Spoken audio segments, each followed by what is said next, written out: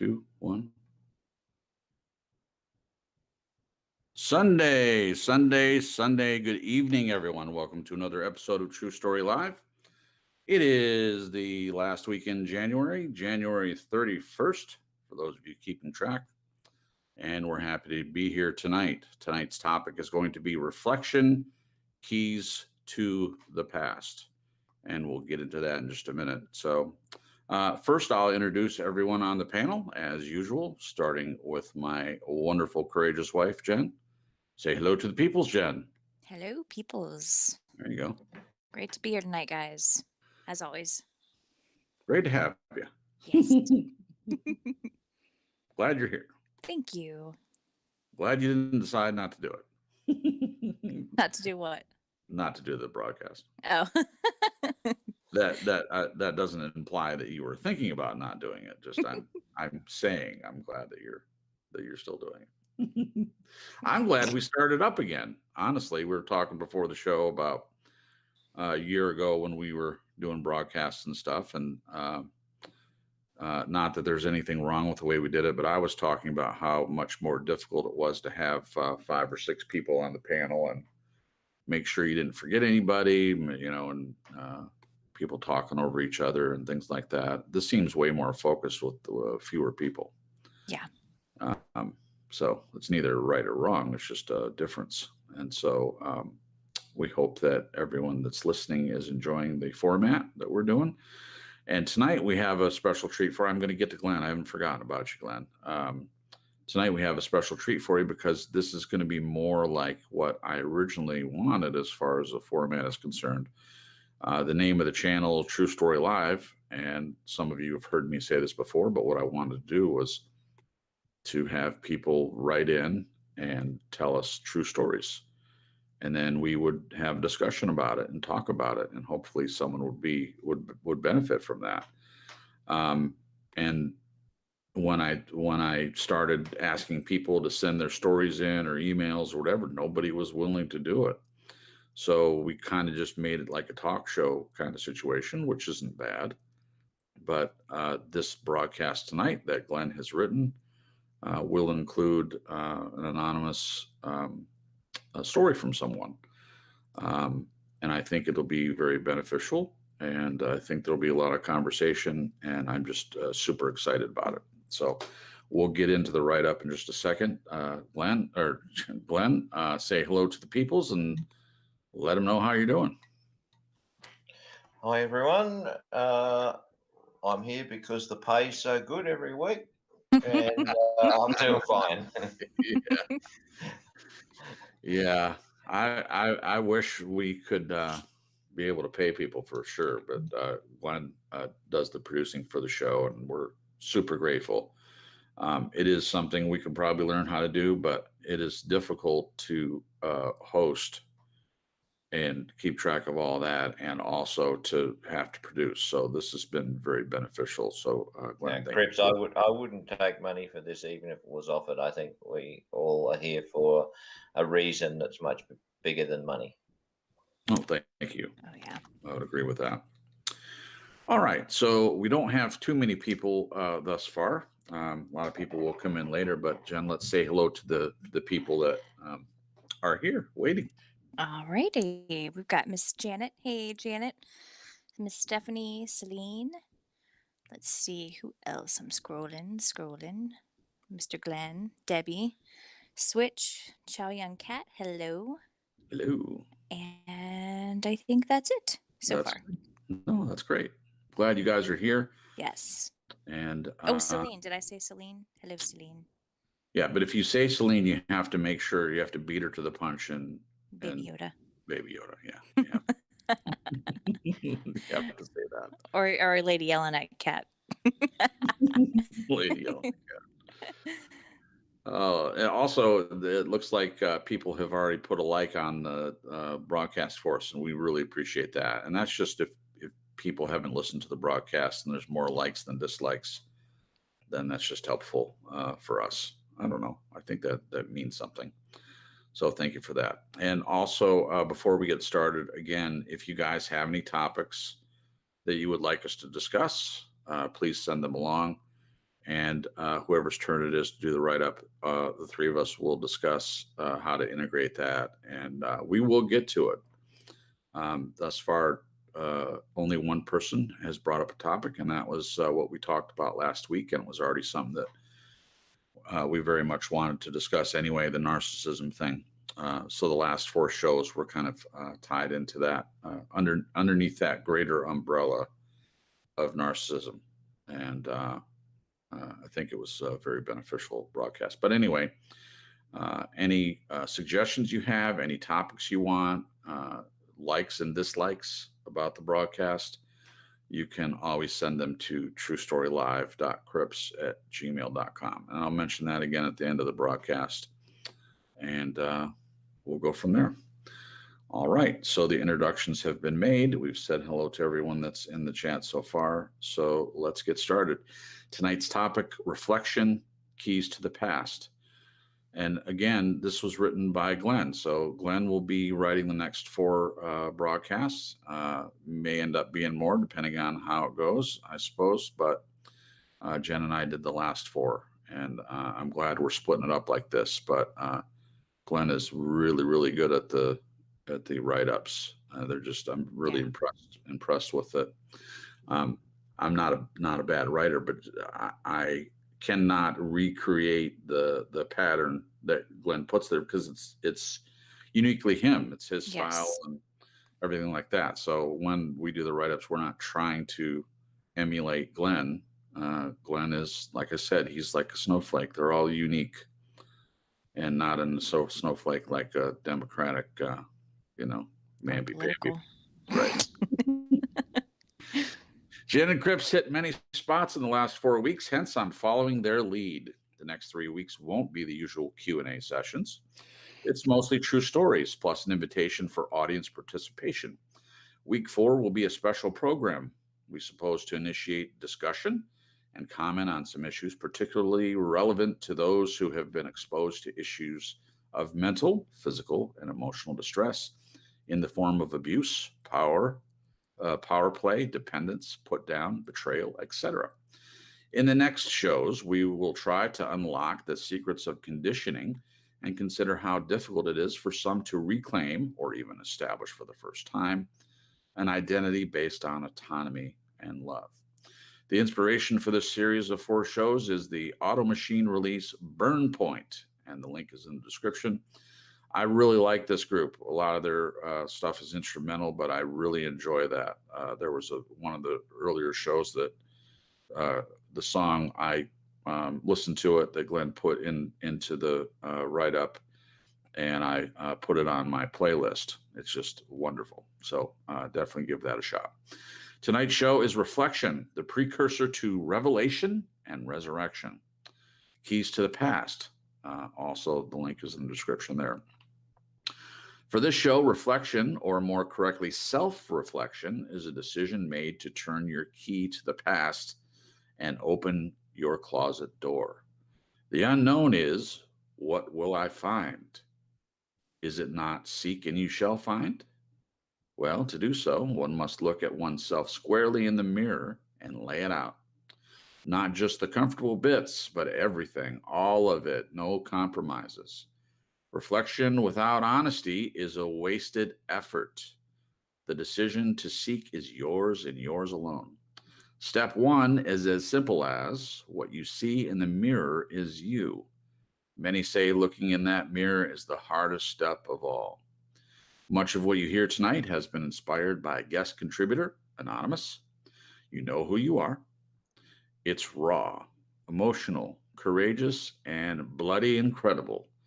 It begs to be heard, and Anonymous has graciously agreed to allow so. Next week, we share the postscript, the revelations. To the writer, it is with respect and sensitivity that we share your story. We invite comments, discussion, and general questions. And so the next bit is from Anonymous. Since I was a child, I was molded into believing I was worthless, useless, and unlovable. It was instilled into me that no one would ever love me. My life was pointless, full of abuse, mentally, physically, emotionally, and sexually. From such a young age, I learned growing up that I had no voice, no value, no worth. I allowed it to continue into my adulthood. I had almost forgotten what it felt like to wake up at the bottom of that deep pit called depression. The darkness has been all too familiar companion for most of my life. Over the years, I tried just about everything to soothe the pain in my heart and mind, things like success with my college, my children and marriage, the approval of others, trying to be close to perfect, trying to do good things for others, and loving them as God loved me. I had forgotten some of the truths God taught me in the darkness. I had somehow started to follow the wrong path and allowed my heart to seek a man's approval of me instead of being who I was, and ultimately, I lost myself entirely. Depression, abuse, loss of self may not be the problem you are facing, but the hard times will come, and the darkness will find each one of us. At some point in life, we will all face some kind of pit. Maybe a pit that we have dug with our own hands, or wrong decisions and bad choices in our lives. Or it could be a pit that has been placed for us to fall into by Satan. But a pit is a pit, a place of fear and doubt that is constantly fed by our human flesh and frailness in a desperate attempt to escape the darkness. I may have never lived, however. I dreamed and have always envisioned my life as mirrored through my grandparents. My granddaddy was at that time my best friend, and he loved with no boundaries. He and my grandmother had the perfect marriage, life, and love ever seen. That was my desire.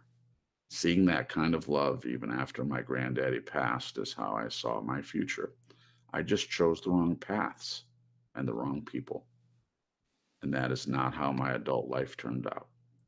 Reflecting back on how my life has turned out, the only thing I think about is how painfully true it is that I was to blame for most of my life. Not my childhood, but my adulthood. I did it to myself. I allowed the abuse that I had endured.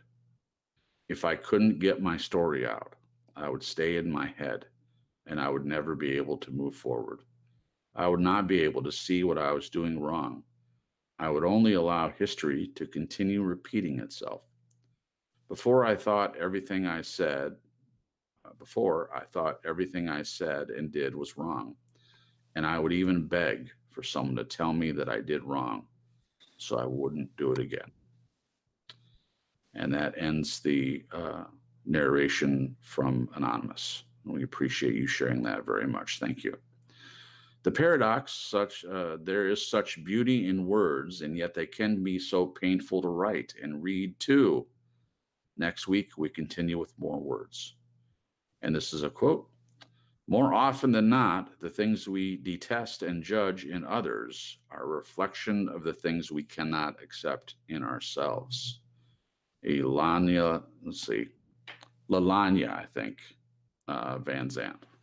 Hope I said that right. If he or she, I'm not sure, it may be a female. I'm ignorant as to who this person is, but the quote I agree with completely. That's true. I'm going to read it again. More often than not, the things we detest and judge in others are a reflection of the things we cannot accept in ourselves. Very, very true. Yeah. All right. Thank you. Thank you, Glenn, for a wonderful write-up. And this is what we'll be using tonight. As Glenn said at the beginning, it's not typically the same format. Normally we do the questions and answers kind of thing. It's not to say that we won't talk about it or ask questions even. It's just going to be a little bit different format. So we'll be using the wonderful letter from Anonymous to try to pull some things out for means of discussion. Before we get started, I'm going to say hello to a couple people that came in. Jesus Christ is my Lord and Savior. Welcome. I don't know who that is, but I'm glad that Jesus is your Lord and Savior. That's awesome. And also Talking Doctrine, Matthias is here. Thank you for coming. It's good to see you. And More Than a Flame is here. I'm glad to see you, buddy. Hope you're doing well. Haven't talked to you in a while. That's okay. We're all busy. We all have our own lives and stuff, but good to see you. And I'm sure more people will come in a little bit later. All right. Before we get started, guys, any comments about the write-up or anything you want to say before we get started? Any disclaimers or anything like that, Glenn? None. All right. Well, let me just say that Anonymous, I'm very moved by your writing and also your story, and I can definitely see some things, that little bits and pieces that I've experienced, or I've seen people go through similar things, and it's very daunting to go through it, let alone to be able to share that with others. So I admire your bravery and your courage to be willing to share that. I second that. Yeah. It's beautifully written. Yeah, it is beautifully written. Maybe Anonymous should consider doing more writing.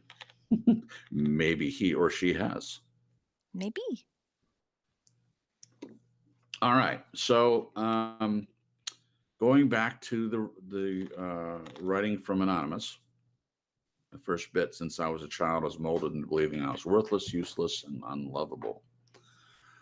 I think that's a good place to start. How many other people have felt this way, that they're molded by their parents? This is something that we've talked about over the past 4 weeks. And if we miss certain things in childhood, it does kind of pave the way into adulthood of following similar patterns over and over and over again. So is that a good place to start? The first sentence: molded into believing I was worthless, useless, and unlovable.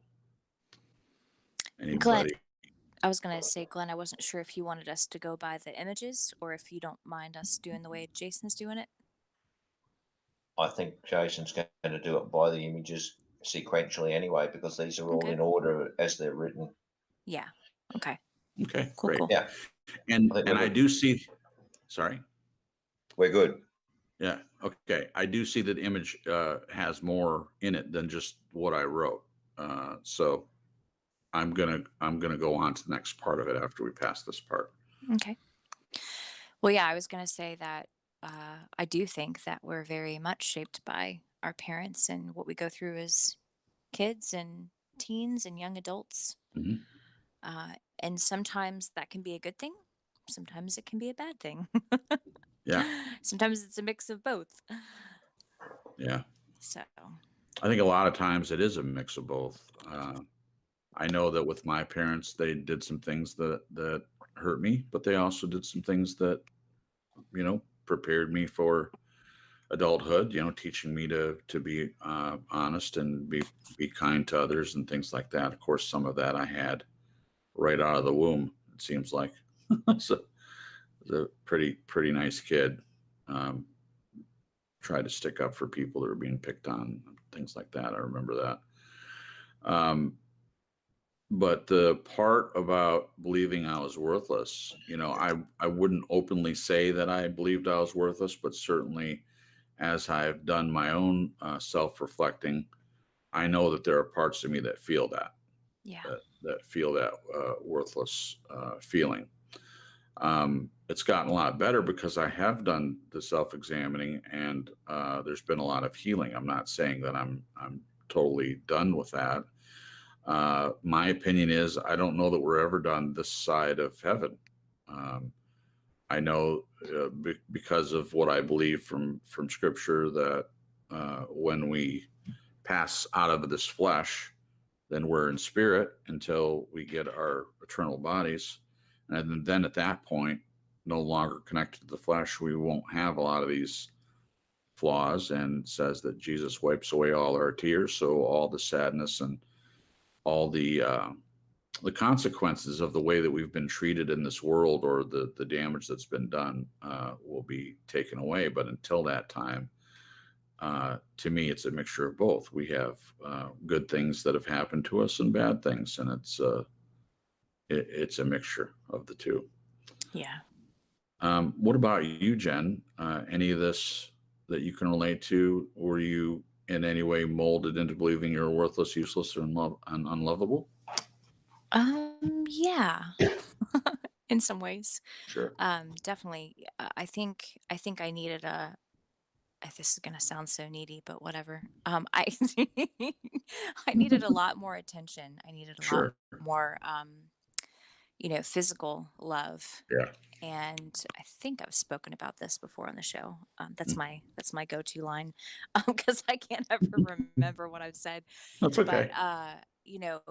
like okay, perfect example, like in discipline, I would be disciplined Hmm. and harshly and Right. left crying in a room, and Hmm. there was never any conversation after the fact. Right. So it unfortunately I had to fill in these blanks with my own thoughts. And a lot of times when you're a kid, and even anybody, any adult, sometimes when you are left to fill in the blanks, a lot of times because we're our own worst critics, we Right. tend to fill in those blanks with negative things. And that's what I did as a kid. I felt broken. I felt stupid. I felt like I was the reason my dad was always angry, Yeah. which then led me to feel like it was my responsibility to Yeah. um, sort of babysit his moods and try to do Hmm. anything I could as a kid to keep him from getting angry, which did not work, which Right. made me feel even worse. Yeah. And just feeling unlovable, Yeah. and it just really followed me throughout life. Yeah. So it And was rough. we were talking about that tonight, the idea of a parent punishing you or belting you and then leaving you in the room and never coming back and saying, okay, you've served you, and I had to punish you. Here's why. I love you, and now it's over. Yeah. The Like, biggest thing I wish they would have said was, "You're not a bad kid. You just hmm, did a bad thing." hmm, So, what I took away from these instances that I was a bad kid because I was never told any different. hmm, I was just punished, and that was pretty much it. yeah, yeah. So that sets you up. I mean, I'm going to get to these parts in Anonymous's letter later, uh, but that sets you up to go into adulthood damaged and to have some brokenness. Yeah. And Uh, thinking I'm a bad person, that's a horrible thing for a kid right, to think about themselves. right, And then to not have your parents come alongside you and yeah, build you up, even in the post discussion of discipline, right, just reminding you, hey, because that was another thing too. My dad never reassured me that he loved me. He never came back around and sat with me and right, yes, talked to me about, hey, you're not a bad kid. You just did a bad thing. But right, also, I love you. uh-huh, And that we're okay. Like I grew up with this just dreadful, awful boating feeling of my dad and I are not okay right, because it was never brought back around. It was never tied up. It was never resolved. yeah. Um, so goodness, that's a horrible place for a kid to be. So where's the safety in that would be my It's question. not safe. Right. So you don't ever feel safe in that position. No. So for Anonymous, this is a horrible way to start out. If any child is, if they're literally molded into believing they're worthless, useless, and unlovable, um, it starts you out in life in a broken and fallen world already at disadvantages Yeah. and not being able to love yourself. Any comment, Glenn, on this first question? I know that you didn't grow up with this, but want to open it up if you have a comment to make about this first part, and then I'll move on to the second one after I read a couple comments from the chat. I do. Okay. I can see. I mean, as you said, this is not my experience, and I can see how a parent can mold a child into believing they're worthless, useless, and unlovable. But I wonder, how does a parent instill into someone that no one would ever love me? Is that an assumption that a child would make, or is that something that a child would think because a parent never said they love them? Or does a parent say, I hate you? Or how does this work? I mean, have we got two separate things here, or are we really all one in the same? I think it's a couple. I've heard stories of narcissistic parents actually telling their kids, no one will ever love you. Mhm. I wish you were never born. I hate you. Yeah. Things like that. Now, my parents didn't do that, but Right. I think the absence of certain ways that you are to love a child and through words and action, I think a lot of kids come to the conclusion Yeah. themselves that they're Yeah. not lovable or not worth anything. Sometimes it's what isn't being said. There's no positive encouragement of any kind. So what other message is a child going to have? My parents aren't saying anything. I mean, I agree that it can be two different things. One's the open abuse. One's the someone openly, a parent openly saying you're worthless garbage. And then there's the other thing when there's nothing positive said and the child is left to guess whether they're worth anything or not. Both things can be devastating. Yeah. And I think when you're left in a room crying and there's Yes. no resolution and conclusion, Hmm. I think that is pretty self explanatory why a kid would then think, well, I'm not lovable or I'm Yeah. not worthy Yeah. of any love. Yeah. In my opinion, you carry that right on into adulthood if it's left unchecked or unexamined. Yeah. I Did made you that just sound. read? Sorry, did you just read what Stephanie wrote? I was told I was a mistake and my mum was supposed to abort me. How do you get over that? Honestly, A lot of love. Yeah. But I don't think you ever get over that. How does someone ever get over knowing that about your mother? I don't know how it's possible. I'm so sorry, Stephanie, that happened. That's horrible. Her dad said that to her. Oh, Well, you weren't a mistake, no, and we're all very glad that you were not aborted. no, That's for damn sure. Excuse my language. no, that's totally fine. I think that's the appropriate language. Before we move on, I'm going to read a couple of comments from the chat. I think there was a discussion about responsibility. Stephanie said, but as adults, we need to accept responsibilities for what we do wrong, things we do to ourselves. I would agree with that. And then Celine says, I come from a good home, but my parents were more apathetic. My dad never was super into me. And even as a believer, it caused me to go to the world to find acceptance. I think there's a lot of people that can relate to that, You Celine. beat me to the punch. Yeah. Yeah. Yeah. It's A like a lot of hands people. off, too much hands off. Yeah. And that can be neglect. It is It's neglect. neglectful. Yeah. Annette says, my parents always made me feel loved. It was other people who caused the damage. I understand that, and that can happen. Jen said, if we don't reflect, we can get stuck in choices we make for ourselves and that we may think are right or good, but cause us pain or setbacks.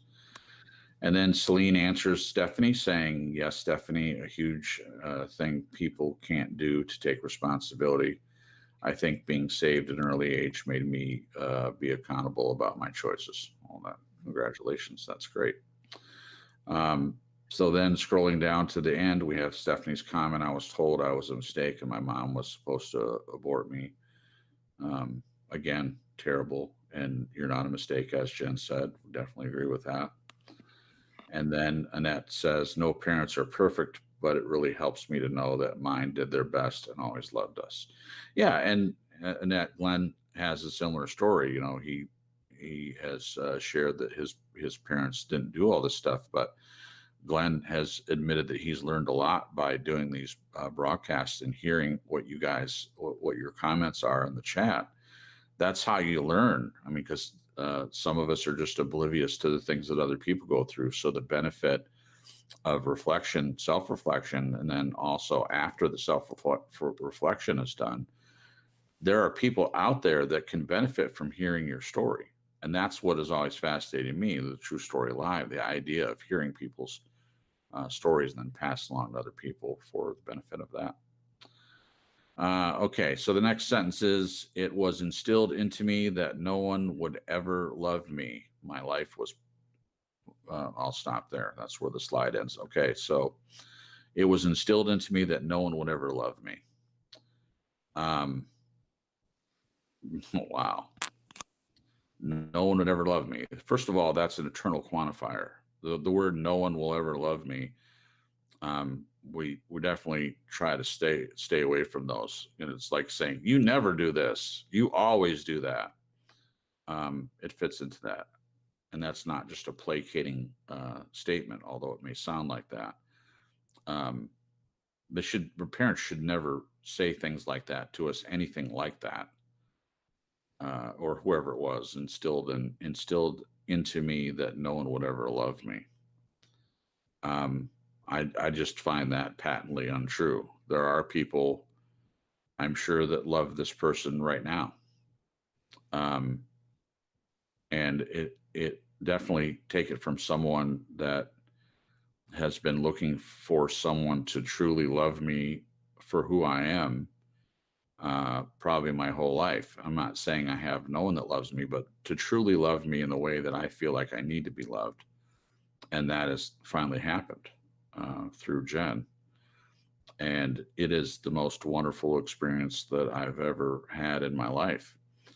And I remember what it was like before this came into being. I remember how it felt to feel like no one really loved me. I had people saying they loved me, but then the actions didn't always match up with the words. And to me, that makes it null and void in many ways. What about you, Jenn? It was instilled into me that no one would ever love me. How do you feel about that one? That's awful Yeah. and heartbreaking that there are people, and that Anonymous has gone through this, and many people have gone through being told things. And Yeah. like you said, the quantifiers, it's abusive. It's emotional abuse. Yeah. Um, it makes me think about what your mom said about your weight. She said you'll always struggle with your weight. And how old were Yeah. you when that happened? Uh, 15, 16, Yeah. something like that. Yeah. And it just really set your life on a path where, I mean, when it's your parents telling you this, your parents in your mind are your people. They're the people that you feel like when you grow up, when you're little, that they know everything and that they're never Yeah. wrong, you know? So if Yeah. they're telling you that no one will ever love you, or you're always going to struggle with your weight, or different things, Yeah. you believe them I did. to a core like Yep. place. It's very, very Yeah. deep. And so having to unravel those lies, and that's what they are, they're lies, Yeah. is a really, really hard thing to work through. It's possible to work through it, but it's hard Yeah. because of who said those things, you know, the people that they were in your life. Exactly. And I remember when she said that, and it made me really angry. And I was like defiant. But what I didn't realize was that there was something in me that accepted it, even though outwardly I thought that I was fighting against it.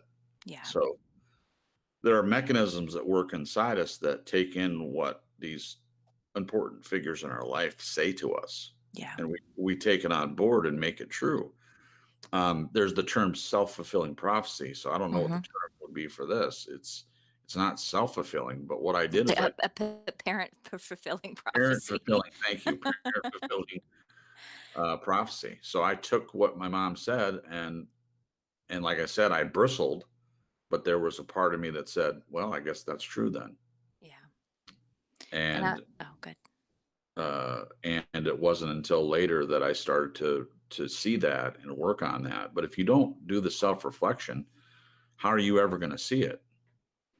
I do believe God does reveal things to you, but as Glenn said in the write-up, seek and ye shall find. And yes, that's not necessarily just about reflection, but I believe there's a lot of truth to that, even in the verse, seek and you shall find. Yeah. Um, some people think that they stumble across salvation, and I don't think that's true. I think that people that are saved want to be saved, and I don't mean just as far as being a believer or not believer. I mean as far as anything.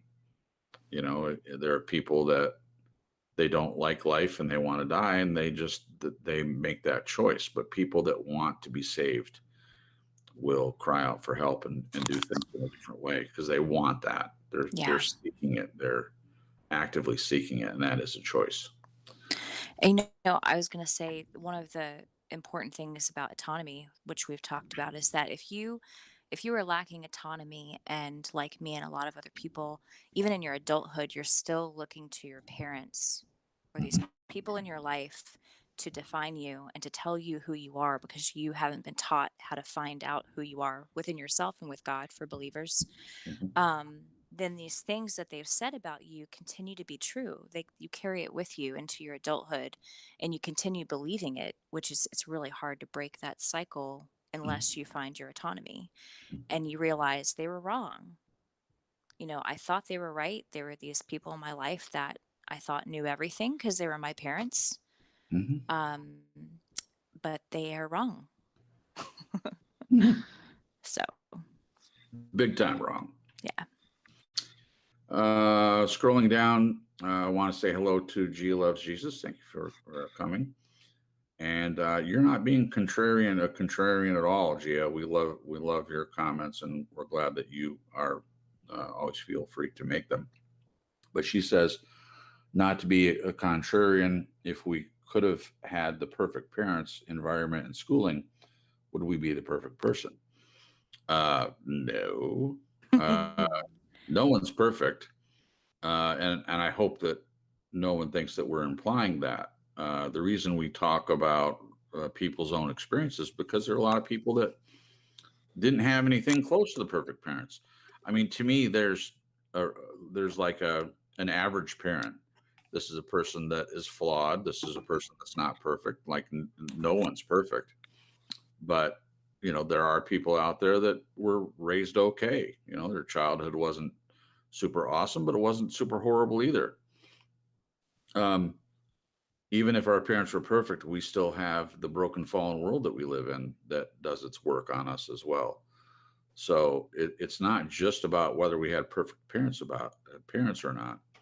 It's about what we do as an adult with what happened to us as children if our parents were nowhere close to perfect, but rather than that, abusive. I mean, Anonymous had, in my opinion, abusive parents, and that had a huge effect on this person. So to me, I can take from the writing and the person's story that the parents were nowhere close to perfect. I'm sorry, but if you grow up being molded and believing you're worthless, useless, and unlovable, and it's instilled into you that no one will ever love you, then that's nowhere close to perfect.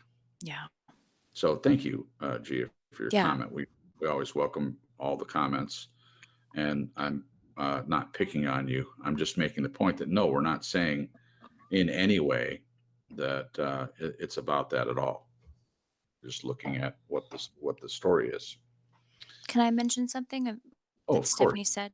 Mhm. Because we've talked about this particular subject a bunch of times. She said you carry that into your adulthood, and unfortunately, you make that truth. And I've had some conversations with my mom and a couple other people, and even Jason about this, where when you're taught something about yourself from family or even like friends that you had early on in life, and you just kept getting these messages about yourself, and you're stuck in a pit of some making. It's like low self-esteem and no autonomy and stuff like that.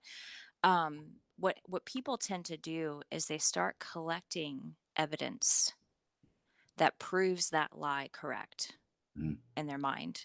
Yeah. And it's amazing to me, many people that I've talked to that have done this. It's like you pick up these things because I mean we all make mistakes, but unfortunately, instead of looking at the things that you've excelled at or that you've done good at or that help reflect the light spots of you, the bright sides of you. Mhm. You just start focusing in on the dark stuff that you do and start proving the lie right, even though it's Mhm. not. But do you know what I mean? I don't know if Mhm. you want to say something about that, but it just made me think of that Stephanie's comment. Sure. It's a great comment. I don't have anything else to add to that. Okay. Just that was, I definitely appreciate her making that comment and your commentary as well. Can I add something, please? Oh, of course.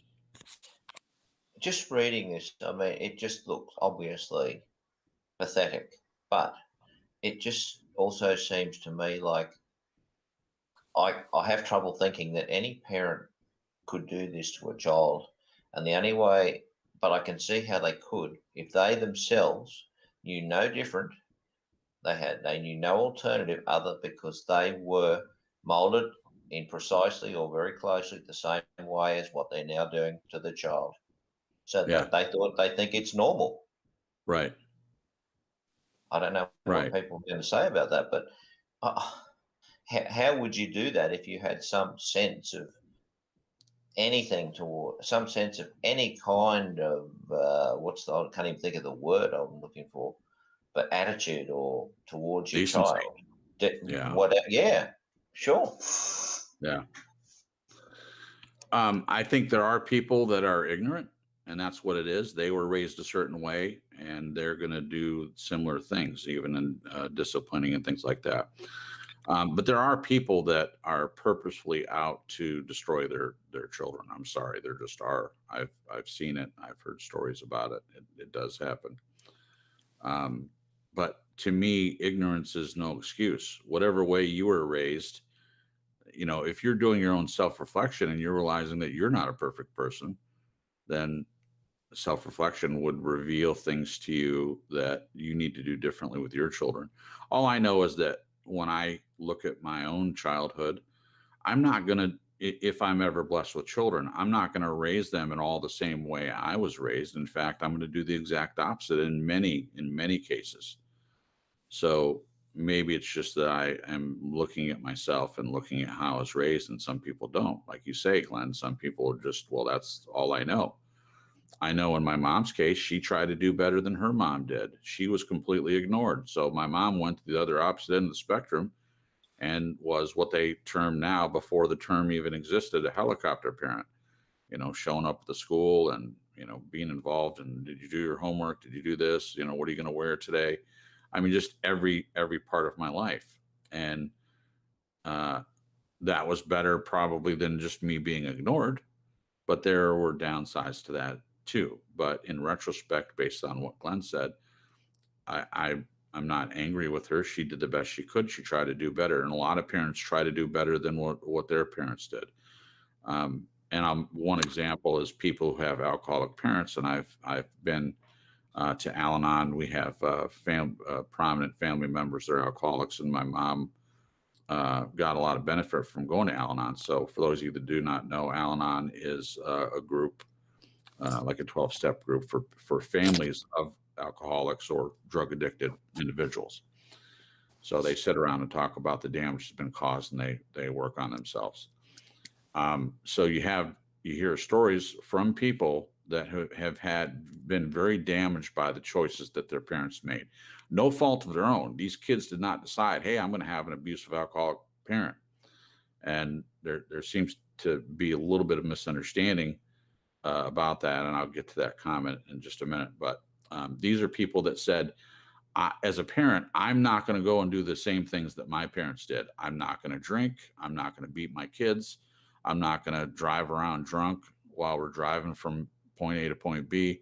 I'm going to do the exact opposite. And they do that. So as an adult, as a parent, in my opinion, we all have choices to make. Are we going to do the same thing our parents did, which was not beneficial to us, or are we going to make our own decision as to what kind of parents we want to be? Cripps, could I just share a story about your mum? This is sad, Sure. but I think it's particularly relevant to this case or the situation. Absolutely. Please. When she was here in Australia, she said to me one day, I'd like to ring my mother. So she hopped on the phone, and your grandmother answered, and her whole persona just shrunk. Almost, you could almost feel her in the fetal position. Now, this lady's a therapist. She's smart. She knows all about this, but yet she was broken by her parents, and she's carried that her whole life. So I'm just saying to everyone out there, if you think this is an easy thing to get over, think again. It's just damn tough. Yeah. So thanks. Thank you, Glenn. Appreciate that. Yeah, even a therapist, they have trouble. Yeah. So before we move forward, G Love Jesus says, so then it's not the parents, and this is in reference to the other question she asked, or statement rather, about the parents and environment, would the person be perfect? And my answer was no. And she follows up with, so then it's not the parents, it's just our interaction with other people that shapes us. With all due respect, no, I don't agree with that. Our parents are very influential people. We talked about this in some of the last 4 broadcasts. I believe it was the one on autonomy and all the research that's done of how much our parents or people that raise us, how influential that is on us. And that's kind of what we're discussing. Yes, it is other people too that shapes us, but it is our parents. Just because our even if our parents were perfect, doesn't mean that we're not going to be perfect. That's a completely separate thing. But who your parents were shapes you, whether you realize it or not. Yeah. I mean, I think that's patently true. Debbie says, my parents always made me feel guilty. They would get into bad fights and say it was my fault. When I got married, they got divorced and it was my fault because I left. Oh my gosh, Debbie. And of course it wasn't your fault. But I understand, even as adults, we take things that our parents do and we take it on ourselves. How many people come from divorced homes that think they did something wrong? I mean, even Hollywood understands that concept when there are movies about divorce, the kid thinking it's their fault. I mean, this is a common thing. Yeah. And then Stephanie says, exactly, Glenn, my dad suffered the same way from his great grandfather, but I chose to break that cycle with my kids. Thank you, Stephanie. That's my point. That's what I was trying to say. Each person as an adult has a choice of whether they're going to continue the same cycle or make better choices. And that's what you're saying.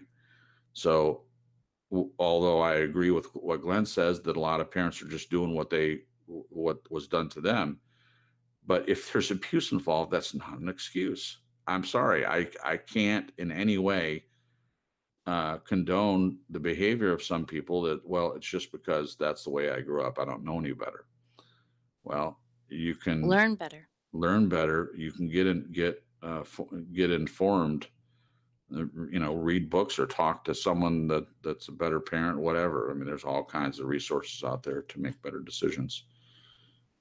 So there's that. And then Stephanie says, I'm sorry, Gia says, that's the best part. Your parents' mistakes teach you what not to do with your children. Absolutely. That was a good comment. That was a good comment. And then Stephanie says, yes, Gia, however, I still choose to look for love when I didn't know what love really was. Wow, that's great.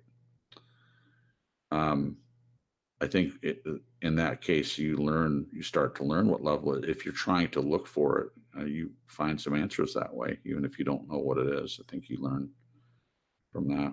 Okay, so that's all the comments. We'll go back to the write-up. The next statement from Anonymous is, my life was pointless, full of abuse, mentally, physically, emotionally, and sexually. From such a young age, I learned growing up, and this is the part that I want to focus on personally. I learned growing up that I had no voice, no value, no worth. Those few things. I'll read it one more time, and the slide is up. My life was pointless, full of abuse, mentally, physically, and emotionally, and sexually. From such a young age, I learned growing up that I had no voice, no value, no worth. Jen, do you want to comment on that one first? Do you mind going first? I'm processing. I don't. I actually don't, because I have a lot to say about the no voice, no value, no worth part. First of all, Anonymous, I'm appalled that you had to go through so much abuse. There are some people that only have the mental abuse. And for those people, sometimes it's even difficult to admit that it was abuse in the first place, because in marriages, even in abusive marriages, a lot of times if it's not physical or sexual, if it's emotional or mental abuse, it's not considered to be the same par as physical abuse, because physical abuse you can actually see, where emotional and mental abuse, you can, if you're looking hard enough, you can see the consequences of that, but you can't show that to a cop. Oh, look at the emotional abuse that he did to me just now. saying this and saying that. Now, I will say that in our society, these other parts of abuse are finally starting to become more recognized than they used to be. But back in the 50s, for instance, there had to be some kind of proof as far as abuse, and a lot of times there's not proof of that. Yeah. But anyway, so with all these things, learning growing up that I had no voice, no value, no worth. Yeah, what else would you think? Based on what I've read so far, you're molded into being worthless, useless, and unlovable, instilled in you that no one would ever love you. What point would you have in life that's full of that kind of abuse, mental, physical, emotionally? And I was talking earlier about safety. How would you feel safe in your own home? How would you feel comforted and secure with anything? Yeah. So, of course, who's listening to you? Who's showing you that you have value? Who's showing you that you're worthy? Um, I don't know what other outcome there would be coming from that kind of background. So I get it, and all I'm saying is that right now you have a voice by even being willing to share this with other people. You do have a voice, and frankly, you have worth in my estimation, and you have value, whether people recognize it or not. You Yeah. do have value. There's a reason why you're here in this world. There's a reason why God made you, and uh, you have a purpose. You do. It may be difficult to see, but it's there. I would encourage you to keep looking at it, and by the very fact that you're sharing this, I'm sure you've taken other steps, but this is a good step in the right direction of getting to the bottom of all these lies that were told about you. The only part of this that's true is that you had no voice. That may have been true, but as far as the no value, no worth, those are just outright lies. There's no truth in that. Yeah. But I definitely agree and understand that you felt like you had no voice. I mean, like, who was even listening to you at the time? Do you need to process more, Jen, or are you ready to comment on this one? Well, yeah, I just was going to say about the no worth. When you're in an atmosphere where, like you had said, it doesn't feel safe, I think even a kid can kind of, um, what is the word I'm looking for? Deduct or deduce. I don't know if those are the right words. Like for me, my dad being so angry and so scary growing up, um, I think even as a kid, there was a part of my mind that didn't feel I had worth, because if I did, I even understood that wouldn't my dad be kinder? Wouldn't he do these things or wouldn't he not be scaring me? When you think of a dad, a father, you want to think safety and you want to think protection. And I felt I needed protection from him. Right, I mean, one time, it was physical in small ways, but one time he got really physical with me right. and it scared the crap out of me. I bet. I bet. And so I think worth can really be tied in that when whether it's, physical, whether it's, somebody terrorizing you, sexually abusing you, emotionally neglecting you even. I mean, if people are neglecting you, it's just all these silent words that are screaming at you that you have no worth, because a person Yes. in a position that's supposed to be caring for you, protecting you, loving you, and they're Yes. doing the opposite of those things, Mhm. of course you're going to get these ideas and these beliefs that you Mhm. don't have any worth. Um Gosh. So that was what I was going to share. No, that's great. I mean, you're left to gather these things Gather, on your perfect own. word. Yeah. Yeah. Yeah. I mean, a child has a great imagination. So can you imagine? Well, I'm using an insane word, but can you realize what a child would do with that, with these things? I Yeah. mean, of course, they would imagine that they don't have any worth, Yeah. no value, no voice. They're not And being heard. They're not being appreciated or loved or nurtured or any of that. yeah. And I'll say this because maybe somebody needs to hear it, but I chose my first husband because what he did to me and how he treated me was normal for Hmm. me. Yeah. And now it was worse. It was quite a bit worse. Yeah. But the neglect, the not telling me he loved me, not physically supporting me, intimacy, um, support in the sense of consoling your wife when she cries, and just holding hand. It's just the most simplest things. It never occurred to me. They never stood out to me as red flags because I was used to it. Right. And especially the yelling and terrorizing me. Right. I remember one of the first memories I have. Like, I went and hid in my closet as a 26-year-old woman, and I felt like I was having a flashback, and I kind of was. I felt like I was that 5-year-old girl again, cowering from her Yeah. dad, shaking. Yeah. And but that again is what I grew up with, and it was so normalized. It just seemed Yes. and I sometimes I even wonder if there was some twisted part of my mind that thought that was love. Right.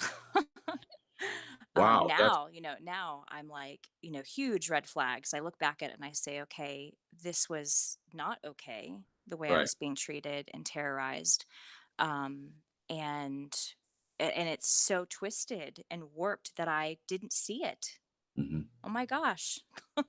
Yeah. But I see now why I didn't. I do see now Sure. why I didn't. Sure.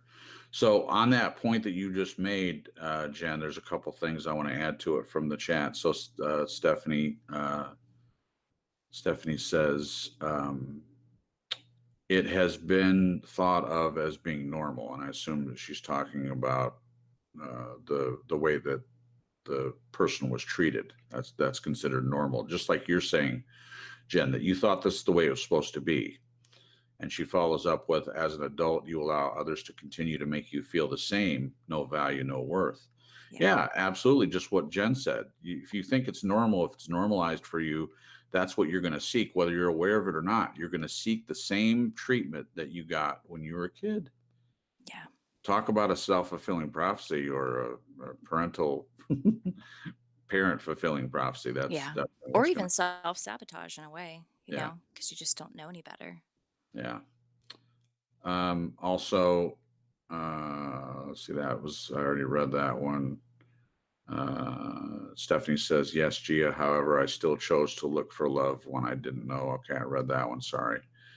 Torben says, I learned a lot by having a dog about love, and it's never the dogs that are doing it, but the owner. So I think it must be like with children. You get worth you put into it. Yeah, that makes sense. You get whatever you put into it, you get back from it. I'm sure that's true. Debbie says, I did the opposite of my parents in raising my kids. Yeah, so it falls into line with what we're talking about. Celine says, I think sexually abusing a child is the worst thing imaginable. I would agree, It Celine. is. When I heard that this stuff actually happens, I'm like, I didn't even think that was possible, because it harms a child for the rest of their life. Yes, it does. I mean, that's damage that they never get over. I mean, they can seek counseling and Yeah. all that, and there's While their perpetrator gets 4 years in prison, and then they're free. yeah, yeah, that's a topic for another night. But yes, there's some people that get away with that. So that's, yeah. I want to throw out a disclaimer real quick, just in case my parents listen to this. Right. My parents did do some things right, and Sure. they brought me to church my whole life, and I'm so so so grateful. And they have always been very open with me with talking about God, and they've been very open with me with talking about their struggles. Um, Yeah. and I'm just working through a lot of childhood pain right now, and so I'm very Yeah. angry. Yeah. And that's coming out in these shows. Sure. But I just wanted to say, my parents, I know they did better than what their parents did. Yeah. I've heard stories of what they've gone through, and it was bad. It was really Yeah. bad. So just disclaimer. Gotcha. And Jen, I understand what you're saying, but you have every right to be upset and Oh angry yeah, about this. And this is a therapeutic thing for you. And yeah, you're not just doing it to be selfish by yourself. You're doing it where other people can benefit from hearing your stories too. yeah. And that's exactly Anonymous what is doing. Anonymous is doing. Yeah, Exactly. very Exactly. proud of her. And this is Um, very therapeutic, and I appreciate all of you guys letting me share my tidbits and there you go. and sharing yours. It's wonderful. Thank you. Well, you do have a voice, you have worth, and you have value. No doubt about that. Thanks, babe. A couple more things to read really quick, because I think this is a good comment that Celine made. One thing I resent my dad for him being apathetic towards marriage and upholding marriage, which is what I wanted. But he was apathetic on whether or not I was physical with a guy who wasn't my husband, and he didn't see anything wrong with it. And seeking other dads really cherish their daughter's purity and innocence makes me sad. The part that I thought was meaningful was the apathetic.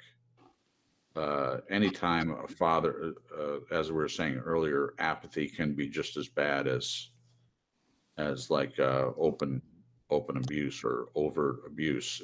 To me, it is abuse still, regardless of the topic. So thank you for sharing that. And then Can you switch. define what that means real quick? Apathy.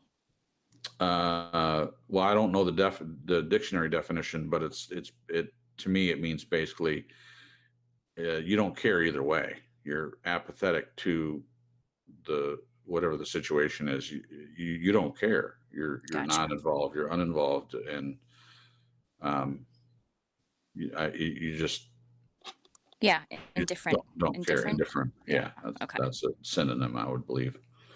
And then one more, Switch is talking to Stephanie, says, yeah, I can attest to that. It takes a long time to break out of that once you're in that mental state. For me, it took a lot of experience. You can't make others value you. Yes. You need to value yourself.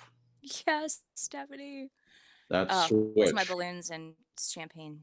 Yeah. Oh, that's Switch. I'm sorry, That's Switch. Switch. Yeah, Yes, Switch. That's a good comment. Thank you, Switch. That's awesome.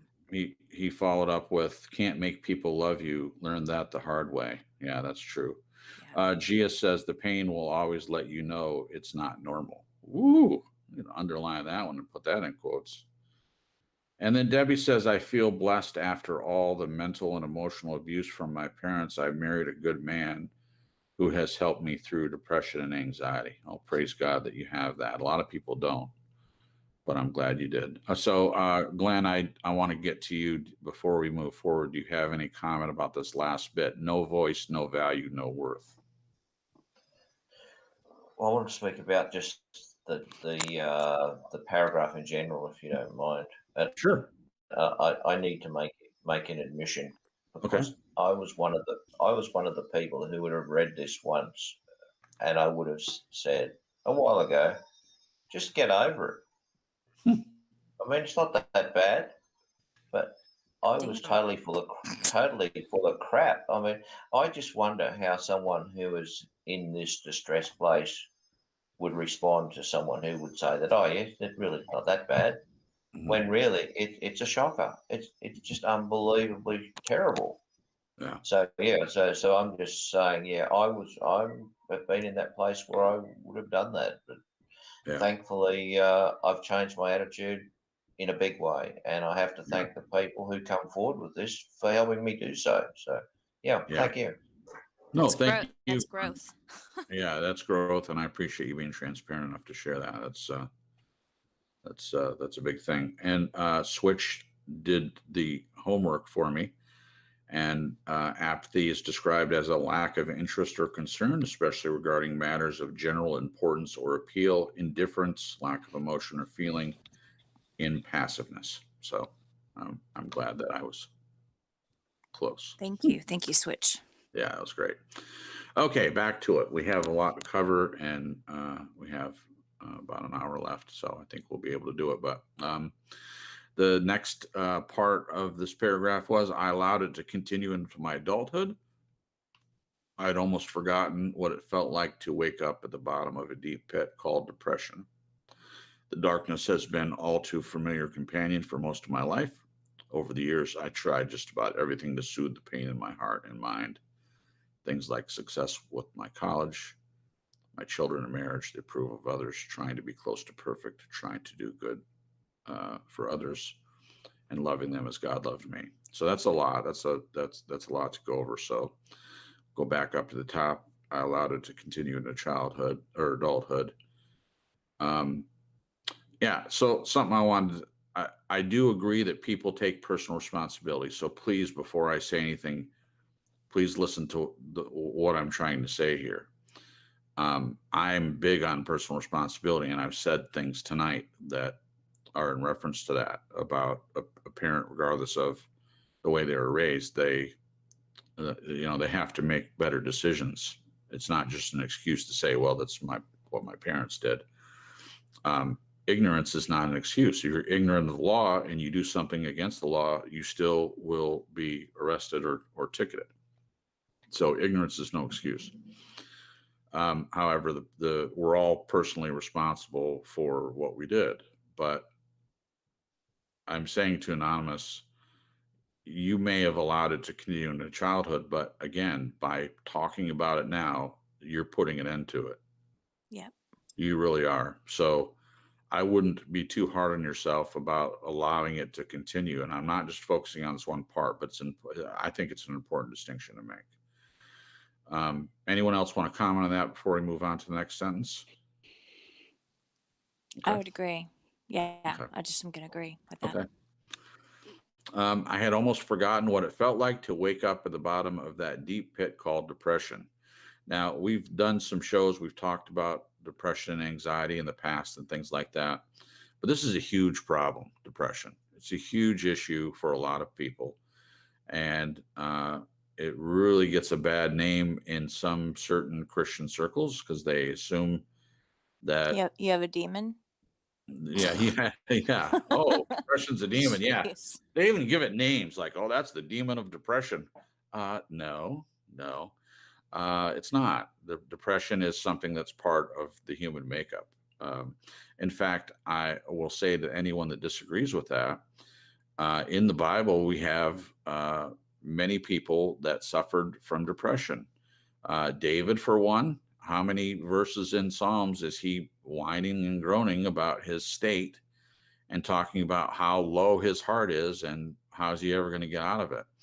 Now, what I will say about David is there's some depressing things that he wrote in Scripture, but he always ends up getting to the point where he says, regardless of how bad I feel, he gives glory to God. And that can help. If you're a believer, that can help. If you're not a believer, there are still things that a person can do to get out of that. But I definitely understand, Anonymous, from what you've shared thus far, why you would suffer with that. Again, no voice, no value, no worth. It is a deep pit. The depression can be overwhelming. My ex had what I would consider clinical depression. The difference between you, Anonymous, so far, what I've seen, is that, again, by doing this, you're trying to do something about it, where my ex just sat in it. And I do believe there's some value in sitting in it for the purpose of looking at it and examining it and realizing why you're feeling depressed.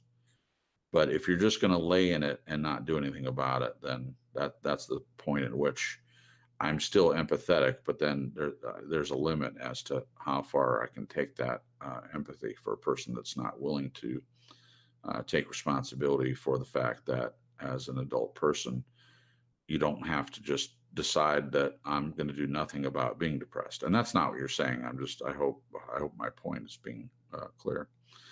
So the bottom of that deep pit called depression. Jen, do you have a comment about that? Depression as being a deep pit? No, I think it's pretty self-explanatory. Okay. I've been there. You're not alone, Anonymous. And so many people have been there. And I agree with what you said about sometimes we do need to sit in it and look at the feelings. I think sometimes people get stuck and they're focusing so hard on digging themselves out that they're not looking at why they're there in the first place. Mm-hmm. And that can cause a repetition of being in that pit. Right. But that's what my comment. Okay. Glenn, if you don't have a comment, I'll move on to the next sentence. No, Mike, one. Okay. I think all of us have experienced depression at some point. Sure. It's just a matter of to what degree. Yeah. I think I see a lot of people that you would call melancholic. It wouldn't be something that I would say you would label yourself as actively depressed, but there's still an element of something there. But the difference being that it's not all consuming. Yeah. Once the darkness is just totally dark, well, then that's the pit. Yeah, absolutely. And it's difficult. It's not just as easy as snapping your fingers and just saying, yeah, just pull out of it, snap out of it, just get over it. What are you doing? No, Um, in fact, Debbie says when I was depressed, I had people ask me, "Can't you just get over it? Can't That's you that's just get over it?" that's so invalidating. Yeah, it is. Even with my ex, I didn't say, "Well, can't you just get out of bed and go to work? Can't you just, all I wanted her to do was to not just sit in it and do something about it. But I know it's hard. I'm not saying it's easy, and it's certainly not as easy just saying, "Okay, I'm not going to be depressed anymore." In fact, there in this country at least, and I'm sure it's true about other countries as well, a lot of times they just give you a pill. Say, "Oh, you're depressed. Here's a pill that numbs your feelings. You don't feel depressed. You don't feel joy either. You just Nope, we don't feel anything. you don't feel anything." But the purpose of that, even in psychological circles, the purpose of that is if they give you a pill, you're also supposed to be in counseling. So you're able to push back the depression that you're feeling long enough so you can deal with the reason why you're depressed. That's the purpose of it.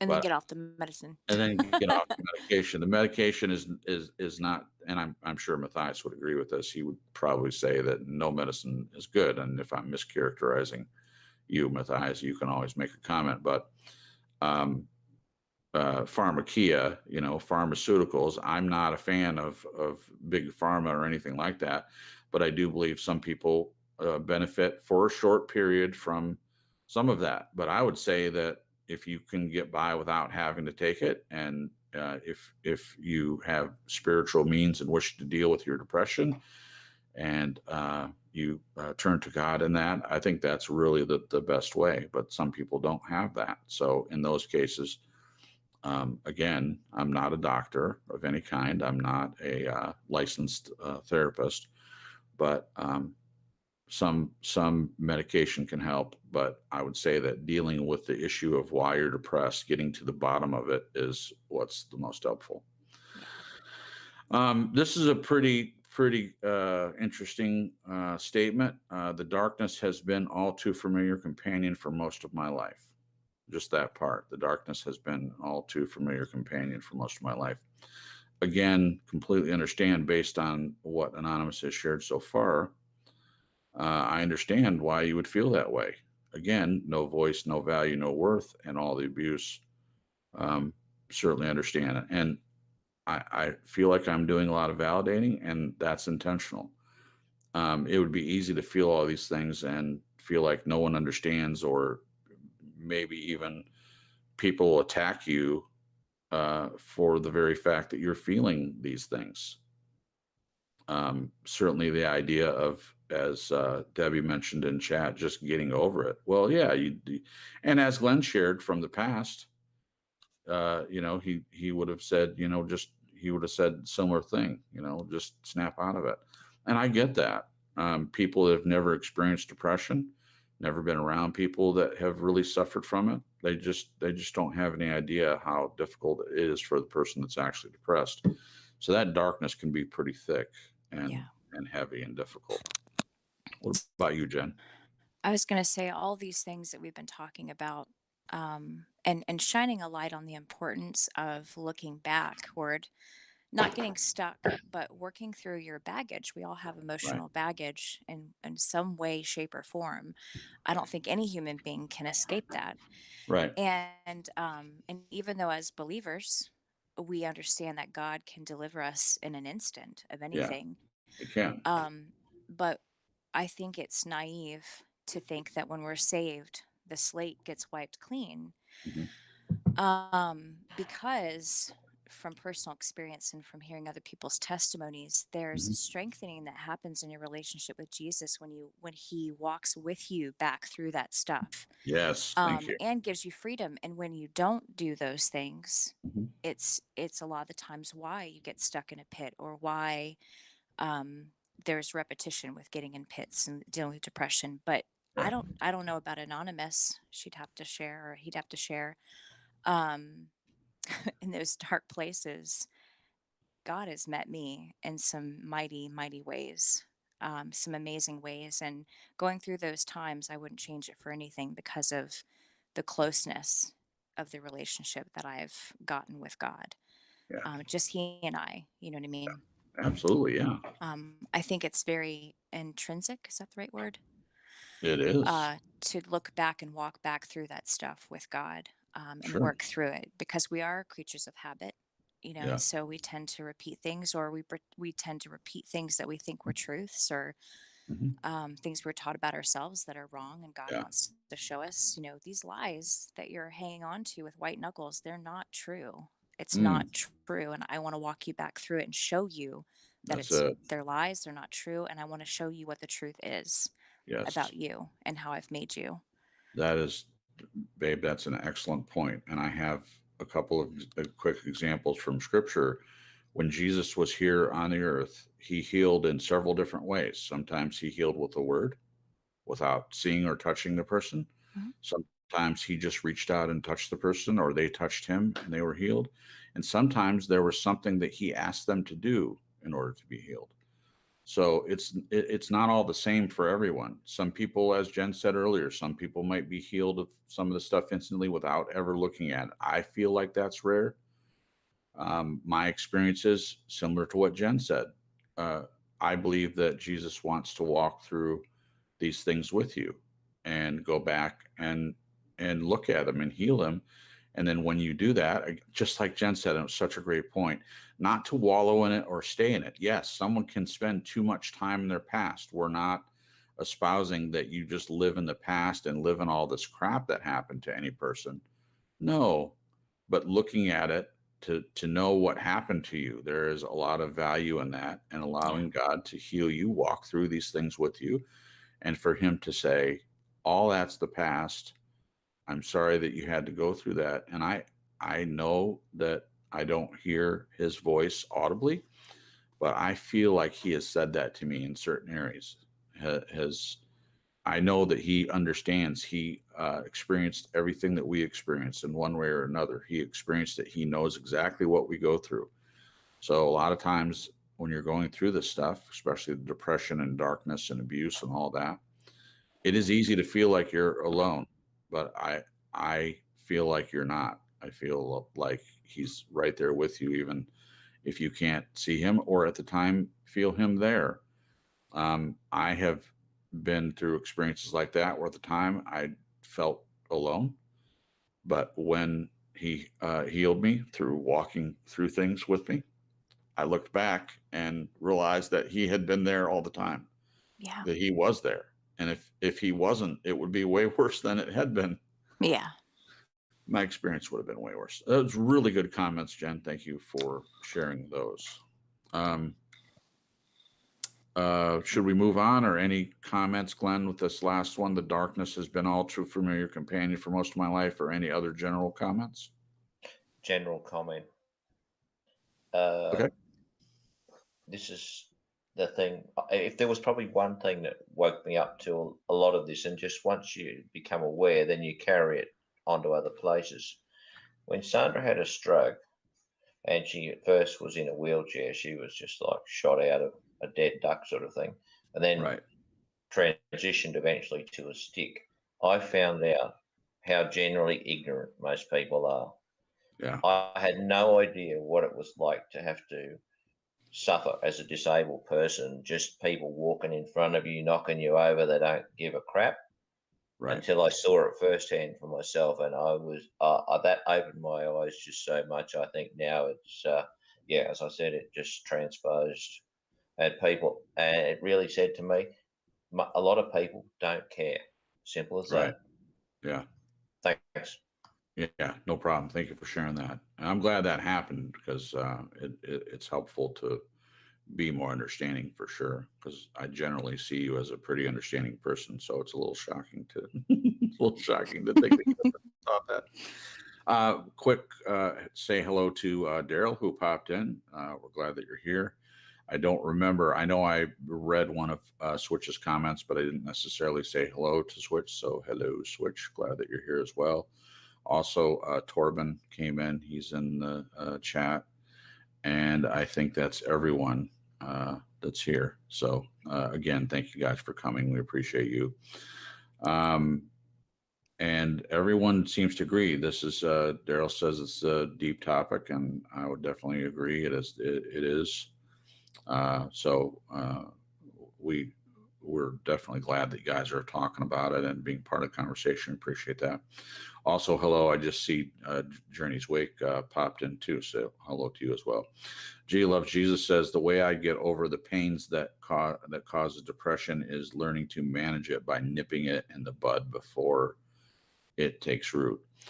That's actually a good point. That's not saying that it's easy for people to do, but if you can get to that point where you can nip in the bud before it takes root, anything that takes root that's negative is not a good. It's a cancer. It's the same thing with bitterness or hatred towards someone else, etc. That's all not good stuff. So if you have the tools to do that, if anybody has the tools to do that, stop it before it grows, for sure.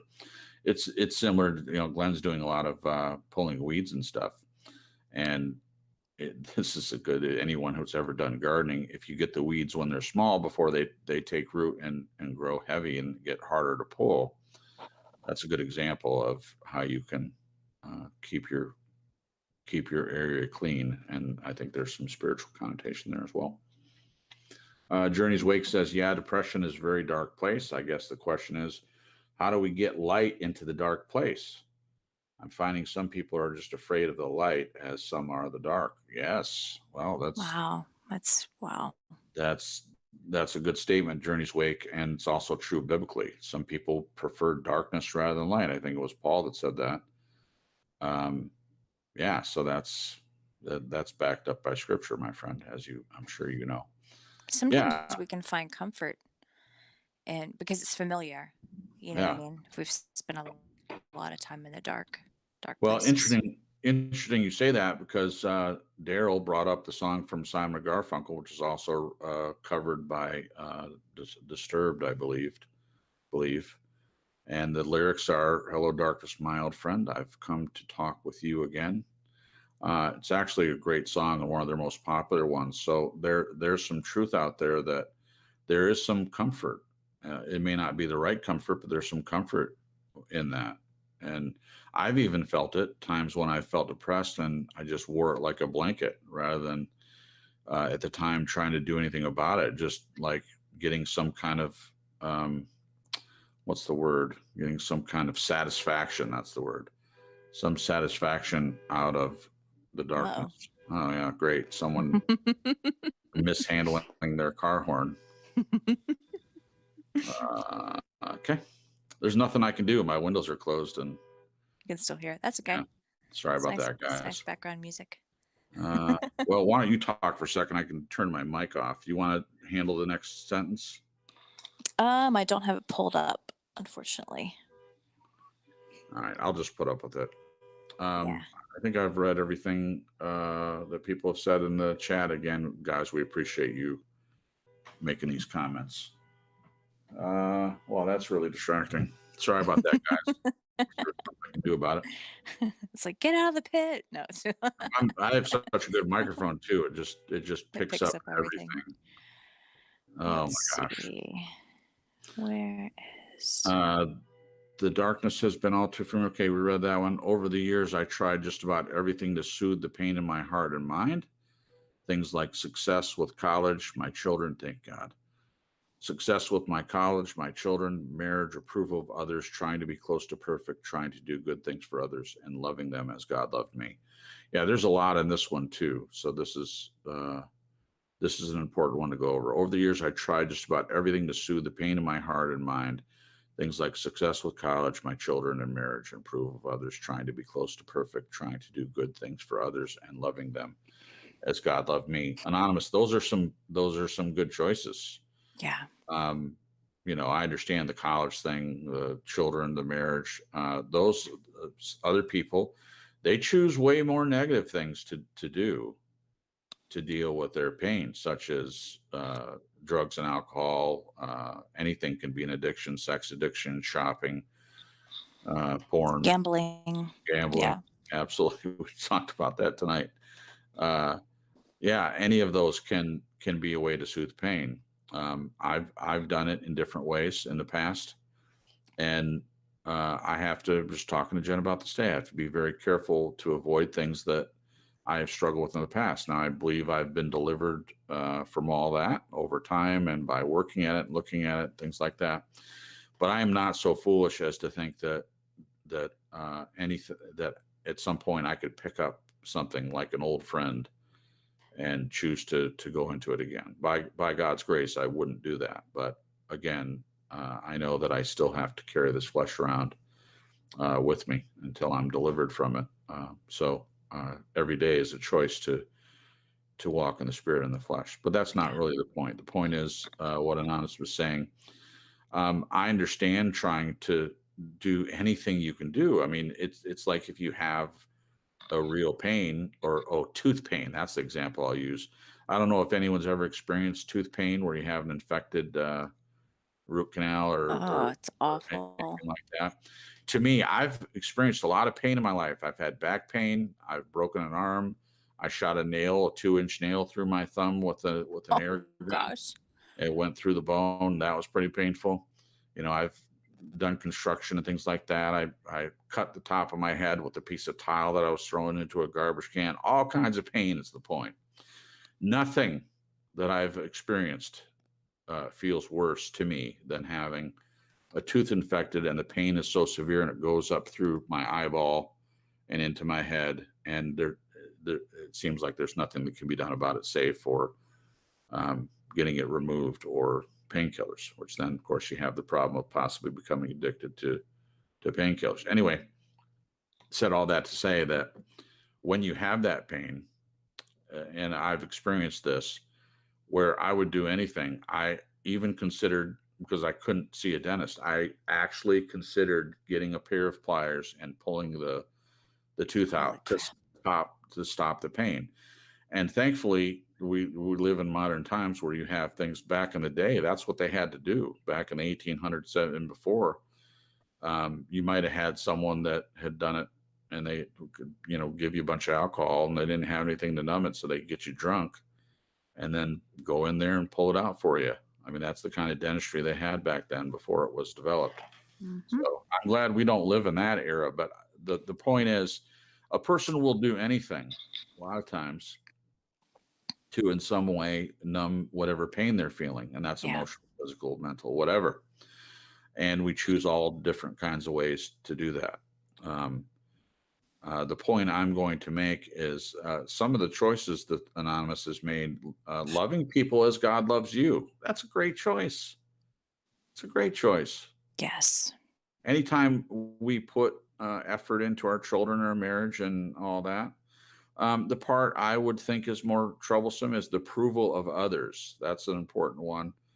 When you look to other people for approval, that's when you run into issues. Because then what if people don't approve of you? And I find that to be true a lot of times, especially in dysfunctional families. You're looking outward rather than looking inward. And the person that needs to approve of you is, if you're a believer, God. You have to know that God approves of you, that he loves you and cares about you and has a purpose for you. And without that, the answer is still the same. You have to look for your own approval. And if you're blessed to have a healthy person in your life that approves of you, but still ultimately it comes down to you seeing your worth, you seeing your value. And this is where we've talked about all these subjects, and Glenn's tying what Anonymous is saying back into a topic here about the importance of reflection and looking at yourself and working these things out in you. And again, as a believer, you have the Holy Spirit help you with all these things. But he still is walking through it with you. There's still some choices that I believe, in my opinion, a person needs to make. Yeah. If you want to ignore it, then I'm not saying God wouldn't just heal you of it, but I think that there's value in, as Jen was saying, him walking through these things with you. And part of that is the reflecting. You have to look at it, as Glenn said earlier in the write-up, which I just think this is a great point of looking at it clearly, and being honest about it. Yeah. The part of reflection, no compromises, looking squarely at oneself in the mirror, and not just the comfortable bits, but everything. Reflection with honesty, without honesty, is a wasted effort. So being honest with Yeah. what you're seeing and dealing with it. That's a really great point, Glenn. I see a connection that I wanted to share. Sure, please do. So in coming out of a relationship with a covert narcissist, and it's interesting because through the research and learning about what that actually is, and I didn't know that's what I was dealing with when I was in it. I didn't find out until after I left. But I was determined to be like, I am not going to do this again. Like, I am not going to, because I kept hearing stories of people like who were susceptible to marrying a narcissist, whether grandiose or overt or covert. Um, a lot of times victims will continue to keep marrying more narcissists. Yeah, And over and over. so in educating myself, it was just amazing to me. I kind of had a point in it like flew out of my head. Um, I think there is some importance in educating yourself, and I think when it parallels to what we're talking about here, Mhm. part of the reflecting is learning about ourselves, Yeah. so that just like with a narcissist victim, instead Mhm. of repeating these patterns or mistakes or pitfalls, Mhm. um, it's the same thing. It's going back and looking at the root of the issue, because I had to dig into myself and find out, okay, why did I choose this person in the first place? Yeah. Why did I stay? Why did I think it was okay to be treated this way? Right. Because if I didn't go back and dig into those important questions in regard to myself, Mhm. not him and what he was doing, but myself, I was bound to repeat choosing somebody again who Yeah. did those things to me. Mhm. And thank God I didn't. And I'm married to the most wonderful guy, Oh, my babe. yeah. But I think, I know that I've even been in my Christian walk. I've been in places where, I have fallen susceptible to certain sins before, over Mhm. and over, and then repented, and kept wondering, why am I repeating this? Yeah. And I do believe that the times that, I mean, God is amazing and his spirit's awesome and how he moves in us and shapes us and grows us. But I think even those things can have a root underlying underneath Mhm. the propensity to repeat. Right. And if we don't go back and look at why, why am I Sure. doing that? Why am I attracted to this? Why am I Mhm. doing this? Like, Yeah. there's just some gold there. There's Mhm. a really important lesson there to go back and reflect. It's a part of Amen. the reflection. Absolutely, great point. You made your point in there. I don't know if you Yay! you lost it, but I understand it, and it makes complete and total sense. You're absolutely right. Awesome. Yeah, that's the purpose. Being willing to reflect on who you are, and for the purpose of getting to the bottom of it, and allowing God to walk through it with you. So before I get a comment from Glenn, a lot of what I said, Anonymous has backed up and explained further by saying I had somehow started to follow the wrong path and allowed my heart to seek man's approval of me instead of being who I was, and ultimately Mm, I lost myself entirely. So I should have added that on there, read a little further. I remember reading it before, but that's so insightful. yeah.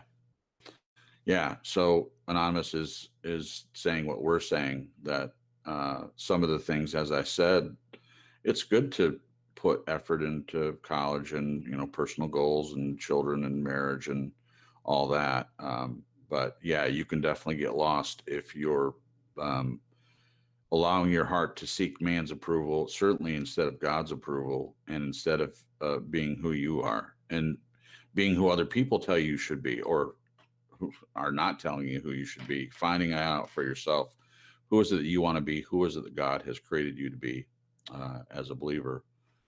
Um, yeah, you can lose yourself entirely. Glenn, did you want to make a comment? And then we'll ask Jen what she thinks about that.